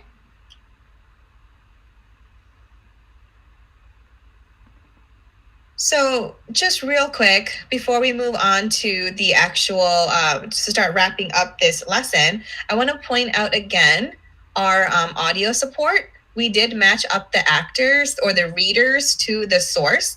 So here we have excerpts from the diary entry of the surgeon, of the main surgeon at Valley Forge, Dr. Albajans Waldo. But notice how, again, the reader, well, it sounds like possibly what Dr. Waldo sounded like, right? It's not a woman with, reading it. Because we really want the students to imagine what this source might be, imagine them actually speaking. No, Dr. Waldo suffered during his winter at Valley Forge, but stayed loyal to the Continental Army as he helped other surgeons care for sick soldiers. December 14th, 1777. The Army, which has been surprisingly healthy hitherto, now begins to grow sickly from the continued fatigues that have suffered this campaign. Yet they still show a spirit of alacrity and contentment not to be expected from so young troops. So again, ladies and gentlemen, audio is a fabulous feature to use if you need it. All right. So that is step 4, document analysis. And this will take a few days, right? Each document might take 20 minutes, maybe 30 minutes at first. I typically do about 2 documents per class period. And that will be the meat and the bulk of the lesson. Prep work with steps 1 through 3. And then step 4, you are analyzing documents, you're collecting evidence, you're constantly connecting the documents back to our bucket. So I might ask my kids these last questions. What evidence can we use for going home? What evidence can we use for staying? That kind of thing. Okay? So that is step 4. And our last document, just so you know, is an excerpt from Thomas Paine that George Washington reads to his troops to kind of get them motivated. So it's step 4. At this point, if you're doing a DBQ, you don't necessarily have to do the writing, right? We want you to write at least once every quarter to get the benefit of our program. We recommend 4 essays a year, okay? But if you're not writing the essay, this might be where you communicate your directions, right? Post something on this discussion board, or I've used choice boards with my kids for their end product. Or maybe you're having a flip grid here where the kids have to argue what they would do if they were this colonial soldier. Are they going home or are they staying? Why? Use the evidence to back it up, that kind of thing. Then, if you are writing the essay, I want to point out again, you have some writing support. So the essay isn't such a daunting task for your kids. You can give them a basic essay outline, and there's the word processing screen that looks like, hold on one second, that looks like this, where the kids can start typing their essay. So it could be that simple. Or you can use our essay builder and our guided essay with sentence starters. So I'm going to show you this essay builder very quickly, and then I'll show you what the student side looks like. So our essay builder it kind of goes in parts. Again, this is an optional tool that you can turn on. If you're writing the essay, the first thing is we have the bucket. So at this point, the student has taken a position. Yes, I'm re-enlisting, or no, I'm going home. I'm going to go ahead and go home if I was a soldier, because I don't think I would make a very good soldier. I think I might not survive in the snow and without food. So first of all, I can tell my kids how many body paragraphs I want. So maybe I'm going to say I only want 2 body paragraphs for this essay. And with that one click, one bucket is gone. The next thing I'm going to have my kids do is I'm going to ask them, okay, well, what are those reasons for staying? Look at the buckets, right? If you forgot what you did, go back and look at your work. And that's the cool thing. All their work, they can very easily access with a click. I love this feature because my students were notorious for losing their work. They had no idea where document A is. It's in their locker. Document C is in their desk. Document D is in their backpack. Document B might be stuck to their shoe. So this just kind of has everything in one spot. So maybe a student says, one reason why I'm going home is that, there's a lot of people who are sick. And that was in document A, right? Half the camp is sick. So they're going home because many are sick. And he or she might say the other reason why they're going home is because the camp conditions are awful, right? There's just not a lot of supplies, that kind of thing. So notice what's happening, ladies and gentlemen, is when you have the essay builder turned on, is whatever's in the bucket titles, it starts auto-populating in the chicken foot that you saw earlier with Jeff.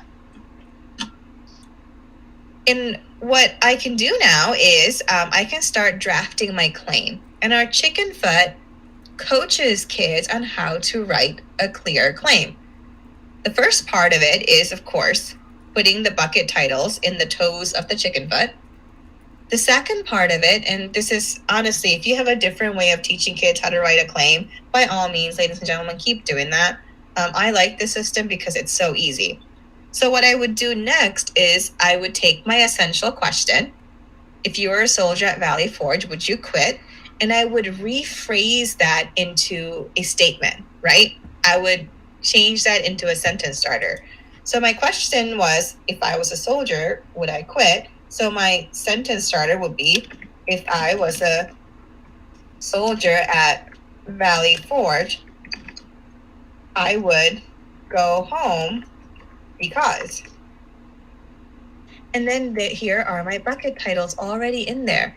Many are sick, and I can make this better by adding words, and the camp conditions. That is a clear claim. And I know exactly what's going to be in my essay. Here's body paragraph 1. Here's body paragraph 2. And then when I read this out loud, if I was a soldier at Valley Forge, I would go home because many are sick and the camp conditions are awful. It's that easy to teach the kids how to write a claim. And in their writing, they'll back it up with evidence.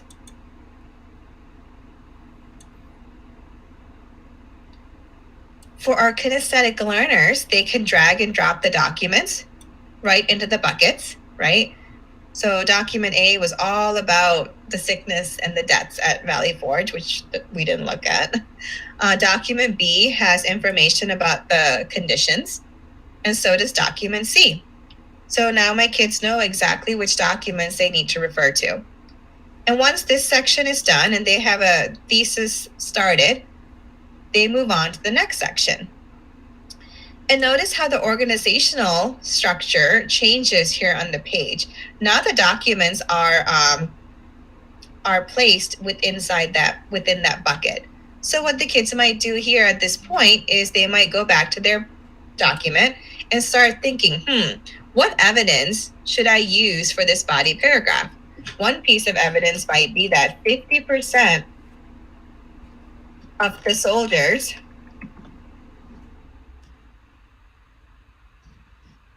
are sick at Valley Forge. Come on, spell check. Help me out. Are sick, right? And that's right from document A. So again, they can start pulling out the best evidence. Same thing for camp conditions. And then they go into their essay outline once they're prepped, right? They know exactly what they're going to write about. And here they have their outline. But I turn on the guided essay with the sentence starters. So kids also have sentence starters to help them. Oh, maybe I didn't turn it on. Oh, just kidding. I didn't. But what is cool about this essay builder, though, is whatever they write here, it actually auto-populates as a paragraph. You know what, ladies and gentlemen, hold on. I'm going to go ahead and get out of this real quick. So right there, something happened, right? I had a plan, and my plan was wrong, right? Like I forgot to turn something on. So here's how cool it is. I can go back, even while the kids are working, because I realized I didn't turn something on. I could edit the assignment. And I'm going to very quickly turn on the sentence starters because I forgot. Save and assign it. And let me go back. Let me go back to the essay builder. I was here with the outline. Whew, crisis averted, right? Now I have my sentence starters here. Okay? So if you're ever like in that moment of panic, don't worry, you can go back and edit your assignment right away. So as I mentioned, the guided essay gives the kids sentence starters. Again, your kids might not need this, but maybe some of your kids do. Or maybe you want your kids to have it the first time because you want to coach them on how to write a good body paragraph. So again, here's the sentence starter. I know there's the word I here. Again, this is one of the few DBQs that has a little bit of a narrative element, and you could change it into third person if you want to. So this kid might say, the first reason I will not re-enlist, right?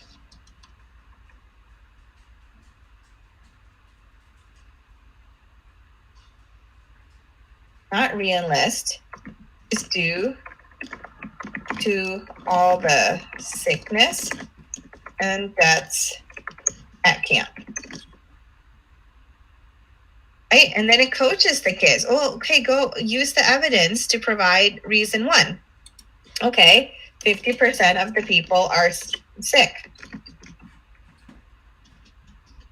That was document A. And I can keep doing this. And then there is a sentence starter if they want to use it.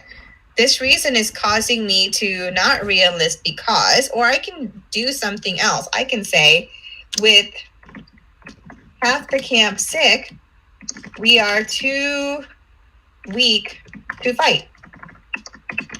It's a lost cause. I am going home, right? So the kids start filling their outline. Again, sentence starters there if they need it. So with this essay builder, it coaches them on how to outline. But what's really cool is once that section is done, they're going to click build paragraph. And then it puts all their work together. Obviously, I would have written more than this, but it shows them that writing an essay like this or a body paragraph like this is not a frightening, daunting task.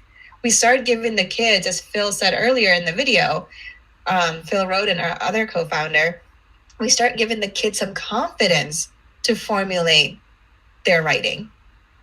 And then they keep repeating this process. And when they're finished, they're going to build their essay. And all their work would be in this one word processing sheet, which they can at this point send to their teacher by clicking send to teacher here on the bottom right. Or on the very top here, they can export and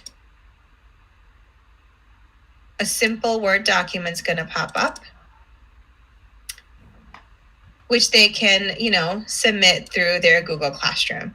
So again, you have lots of different choices on collecting student work. I'll go over that again, but the teacher can ask the students to send it directly to them on the online platform, which you as the teacher can grade right on the online platform too, which I would show you. So that, ladies and gentlemen, is the essay builder and our 6-step method in action. Molly, this is such a good process, right? I have a very difficult exercise. And one of the things that we oftentimes get a lot of questions about, which I'll reiterate here, is what do we do with students asynchronously and what do we do with them synchronously? What we're really recommending is that the asynchronous stuff is anything that which students can sort of productively struggle through without being, completely crushed by the assignment. And then whenever students are together with the teacher, that whatever is a skill involved, that's what's really going on with the teacher. So just to reiterate, right, the idea that, students might be able to look at, use those questions to help access documents, right? But then if you really want to ratchet down the skill of those disciplinary readings, then let's have the students, right? Yeah, absolutely, right? This is where we pull those together. So the document analysis here could really help with the asynchronous, getting those kids into the classroom so that you could really ratchet down the types of markups that Amali was talking about earlier, so that you're really honing in those disciplinary and critical literacy skills. When students are trying to build the essay, by all means, that needs to be synchronous, right? Being able to help walk them through that whole part, right? So that they are very clear with the types of thinking that you want them to do. Then asynchronously, they can go off and begin to write a bit because you're going to bring them back synchronously and be able to check some of those things out or to be able to give individual comments, right? So just as folks are at home, I just want to sort of reiterate the idea of where asynchronous might make sense and where synchronous might make sense as you go through this. Thanks, Ryan. And again, the more you do this, the less you'll have to model, right? Once the kids do this essay 3-4 times, they're going to know exactly what the structure of an essay looks like. Again, I know I keep talking about my own child, but they started doing DBQs in 3rd grade and she's in 6th grade. So that chicken foot, I asked her the other day, I'm like, are you going to chicken foot your thesis? And she goes, psh, chicken foot's for babies, Mom. And I'm like, no, it's really not. Like, I like the chicken foot, but she's been using it over and over and over that she doesn't need it anymore. So I promise you, ladies and gentlemen, the first DBQ might be long and you feel like, oh my gosh, this is taking forever. But the more your kids do this, the easier it's going to become. I promise. Okay. In my first DBQ that I did with my students, there were tears involved. I kid you not. This was back in 2007. And it wasn't them that cried. It was me. It was hard work. I had to let go of the way I taught normally, right? I'm always like the master of the content. I'm telling them. But it was like I had to let them go, let them interpret, let them figure out. And when they were struggling, I had to kind of coach them back to where they needed to go. So it is a little bit of different way to go about instruction. But the more you do this, the more comfortable you become and the more comfortable they become. It takes about 3 DBQs, okay? And that's the magic number 3 to get really comfortable with our pedagogy as well as the platform. Molly, that's a fantastic point. And one of the pieces that we're looking at and trying to figure out is how much stamina that it takes to build over time for these, for students to really get used to that kind of element, right? Because ultimately on the assessment or in their real lives, right, they're not going to have time to like break down a source for 15 minutes, talk to other folks about what's going on. They're going to have to react and not be intimidated by a source that seems foreign to them. Part of the skills that are necessary is getting those students confident, right, as you're talking about. And it takes time to build confidence. I can come in and tell my kids, look, you guys are going to do great on the first essay, right? We're going to look at a bunch of documents. This is going to be fantastic. But as soon as that very first foreign source gets to them, they have lost all confidence that I could provide. Instead, it's going to take some time to give them the skills necessary so that when they see a source, they don't say, I can't do this. They say, how can I go about getting as much out of this as possible? And what I used to tell my students, which I'll reiterate here, our job is not to make, right, the complex simple. It's to make the complex accessible. And you make it accessible by systematically scaffolding students' skills so they are more prepared to be independent learners, right? And this is one way of doing it. And it's a fantastic way, right? That if we were to have across the district, K through 12, students being able to build multiple essays using these kind of, using sources as evidence, not only is our democracy going to be better, but our scores on the assessment are going to be better too. So I just want to sort of plug that in again, right? As it takes some time, right? And it's like an instrument, right? The first day that you start to learn a new instrument, it all looks intimidating, especially when you see someone else play it, right? And you're like, I've got to do this too.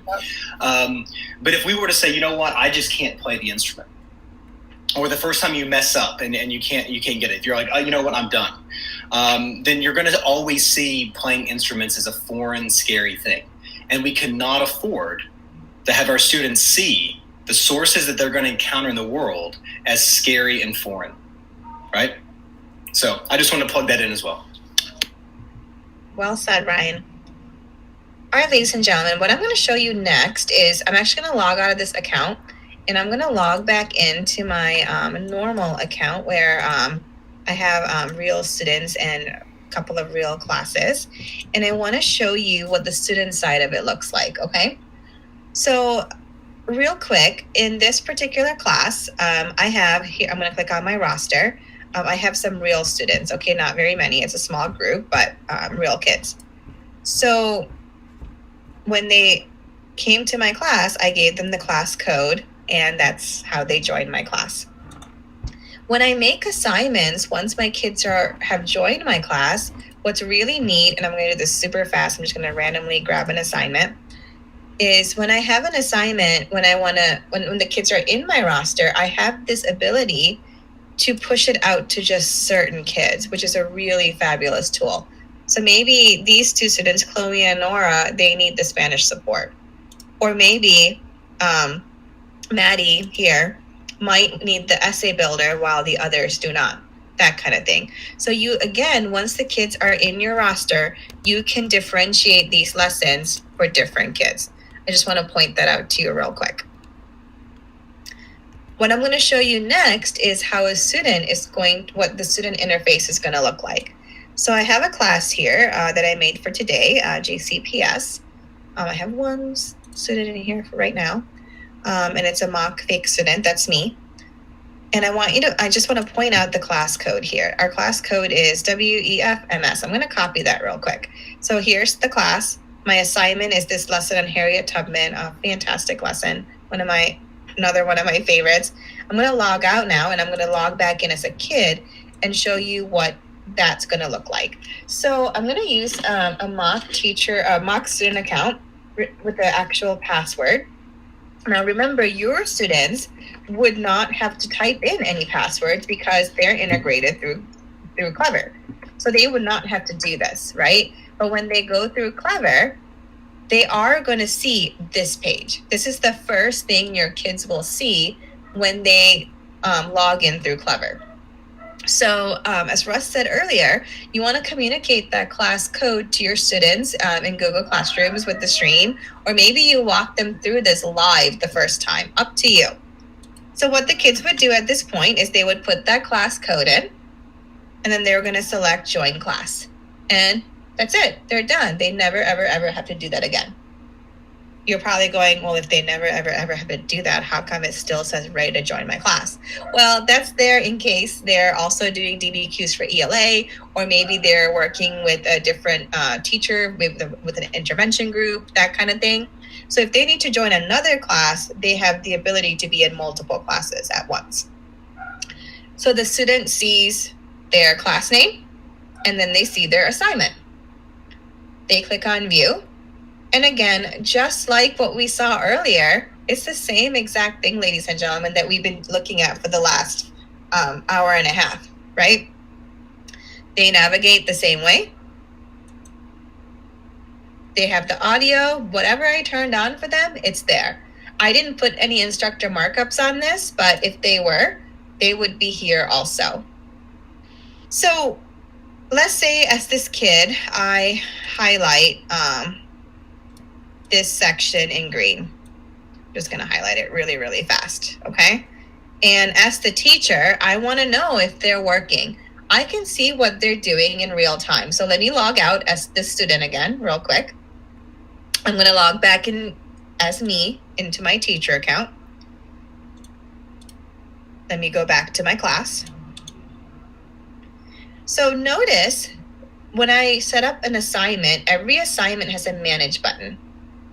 When I click on manage, I see the kids who are in that class, right? It's the same. Hold on, let me actually show you with the real kids.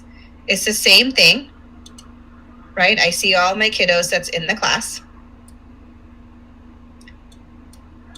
I'm going to show you a video in just a minute to show this part in a little bit more of a clearer way. But when you click on manage, you have the student's unit, like everything but the essay, and you can view their essay. So I love this because I truly, truly believe proximity is a vital management tool. But when they're in remote, we all of a sudden lose that tool, right? But when I click on view unit, I can see what this particular student is doing or not doing. So when I go at the background essay, well, there's that highlighted work that I just did, right? So if your kids are working, again, in breakout rooms, or they're working, for you on their own during a live session, you model something and you say, okay, now go do, you can go and peek and see what they're doing while you're waiting, because you might need, some of these kids might need that feedback. They might need someone to just kind of check to make sure they're on the right page. And you as the teacher, you can give them fast feedback through a quick sticker. You can type feedback. Whatever you want to say, make sure you highlight paragraph 2. Whatever you want to say, you can use the little feedback stickers or the feedback post-its. We've also have custom comments that we've preloaded that you can also preload, that you can add to, and that way you can also add comments real fast too. Because I know as an educator, I sometimes say the same thing over and over and over again. Like if I had $1 for every time I say, source your document or where's your citation, I probably could be retired in some really tropical island by now, right? So anything you feel like you say over and over, you can preload into your custom comments just to make your life easier. And then we have this little floating toolbar. You can mark this kid off. This is just an organizational tool, and you can move on to the next kid, right? And so on. So as the student, I'm going to log back out and log back in as that trial student. I can remember what I logged in with. I think that was it. Okay. And as the student, there's that feedback right then and there. So again, really, really powerful way for you to communicate feedback, anything like that with your kids while they're working with you synchronously or asynchronously. With that in mind, I want to just make sure, just to remind you, that we looked at 4 tools today, and these are the 4 tools that I highly, highly, highly recommend when you are that you really use quite a bit when you're teaching remotely to help you with DBQ implementation. Use that customized tool to shorten your assignments up, right? Maybe the first time they log in, they do just a very quick activity, or the first DBQ they just look at a couple of sources. So customize. Use that audio. Provide additional directions, hints, all that through the instructor markup tool. And use that manage button to provide feedback to your kids in a timely fashion, but also just to make sure they know that you're there. Sometimes that's, again, really important, not in a threatening way, but to know that their teacher is there, they're watching, they're there to help, that kind of thing. So again, that is the manage button on your teacher assignment dashboard. So every assignment that you create, there is a manage button. As I mentioned, that manage button also allows you to look at the student essay, and there are some custom comments again. So what I'm going to do, I've been talking for a little while. I'm going to show you a quick clip. This will be one of the last videos I show you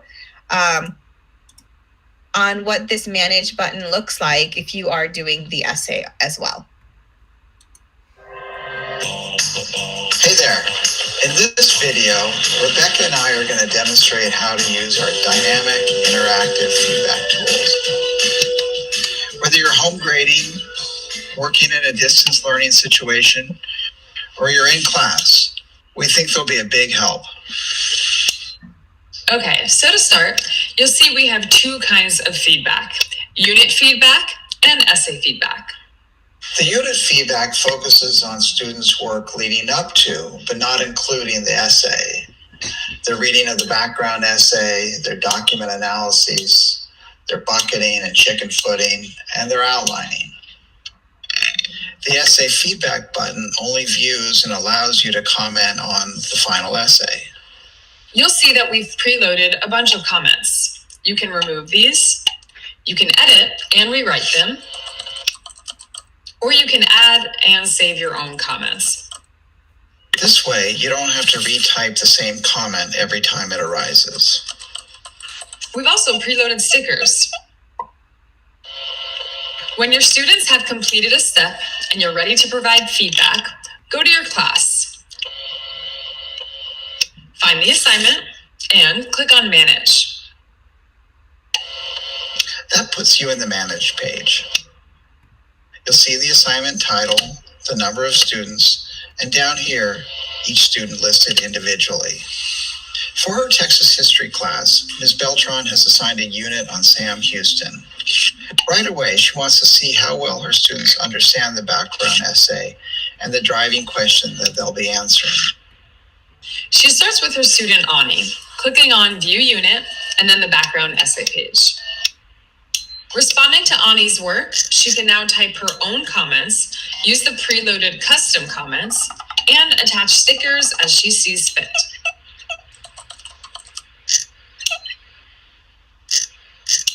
When Ms. Beltran is ready to move on to another student, she clicks on Next Student here, or by clicking on a particular student. Either way, she is taken to the same page in the next student's unit. In this way, a teacher can give feedback and view every student's background essay pages, for example, or their document A analysis. This is especially helpful if a teacher is assessing a particular skill like map reading or dealing with point of view and sourcing. On the student's end, Ani can click View and see if her teacher has provided feedback.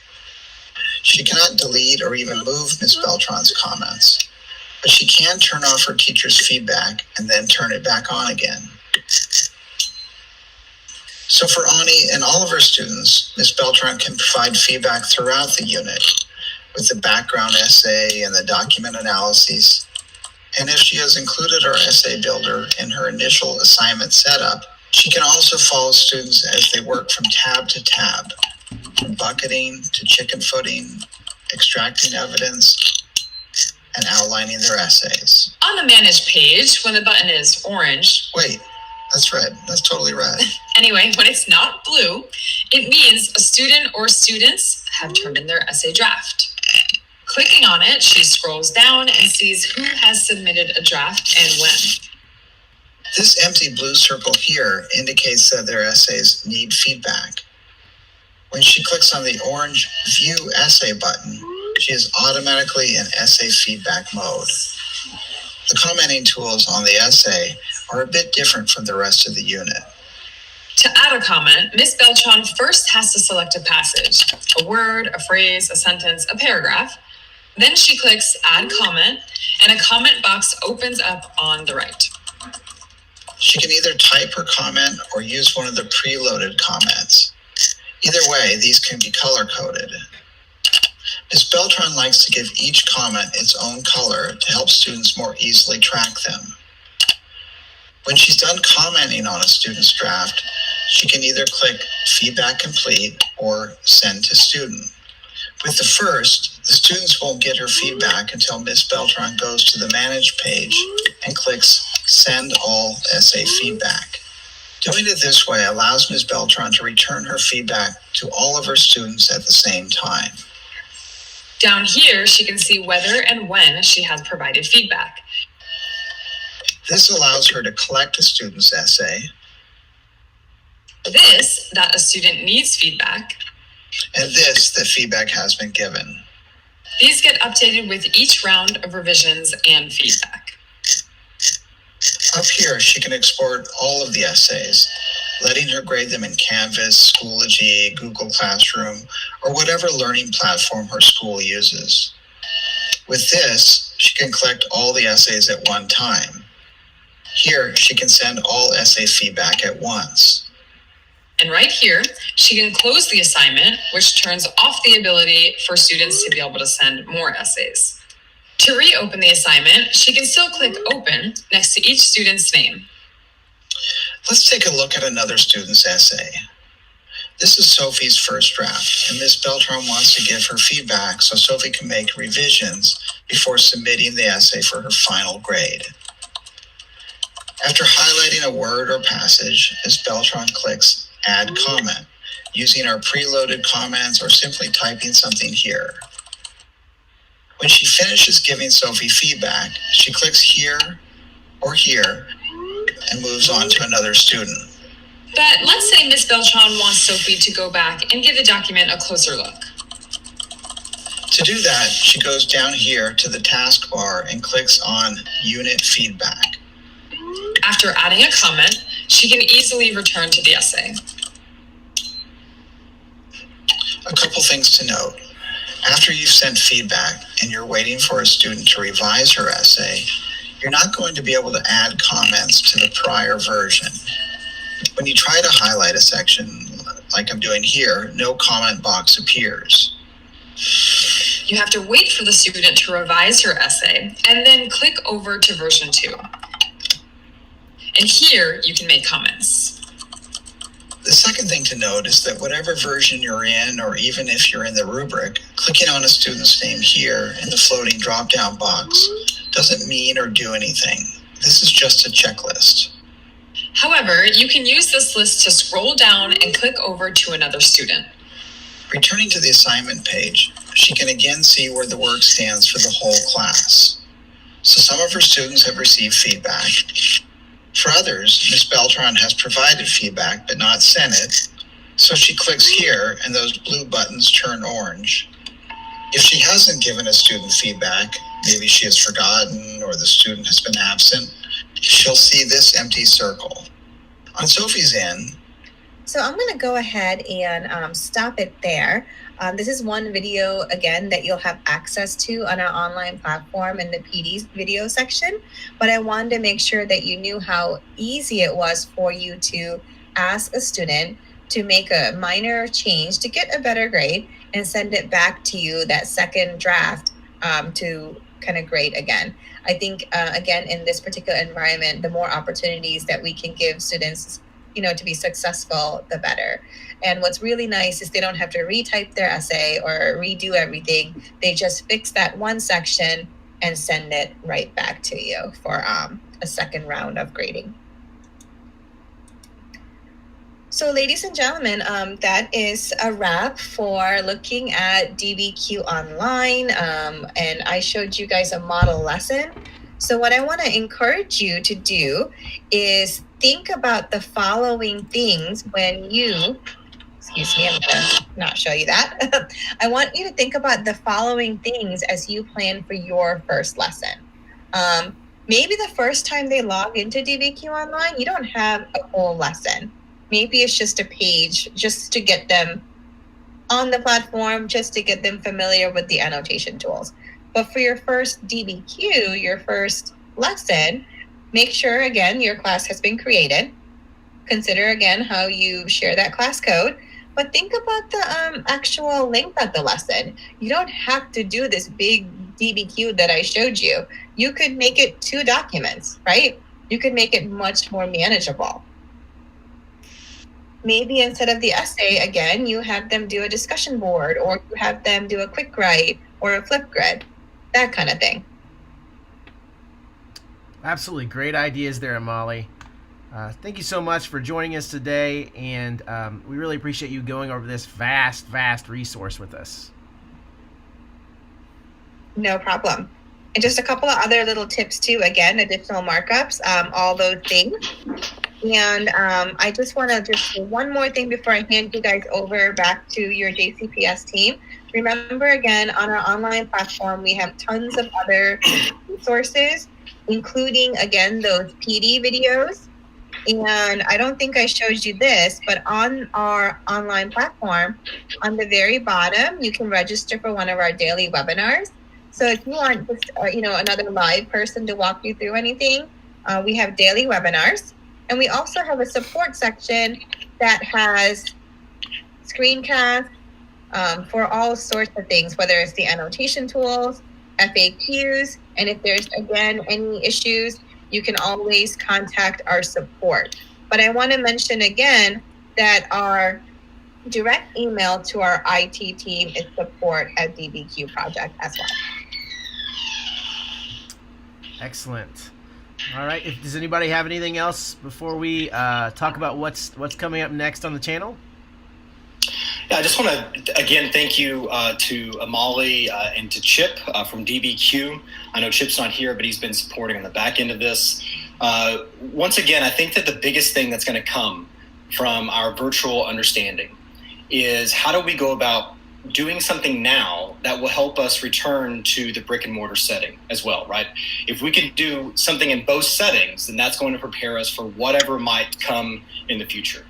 DBQ Project is one of those features that provides a virtual option as well as a binder option. And we've been fortunate enough to be able to provide through Title I and Title II monies, DBQ binders to the majority of folks.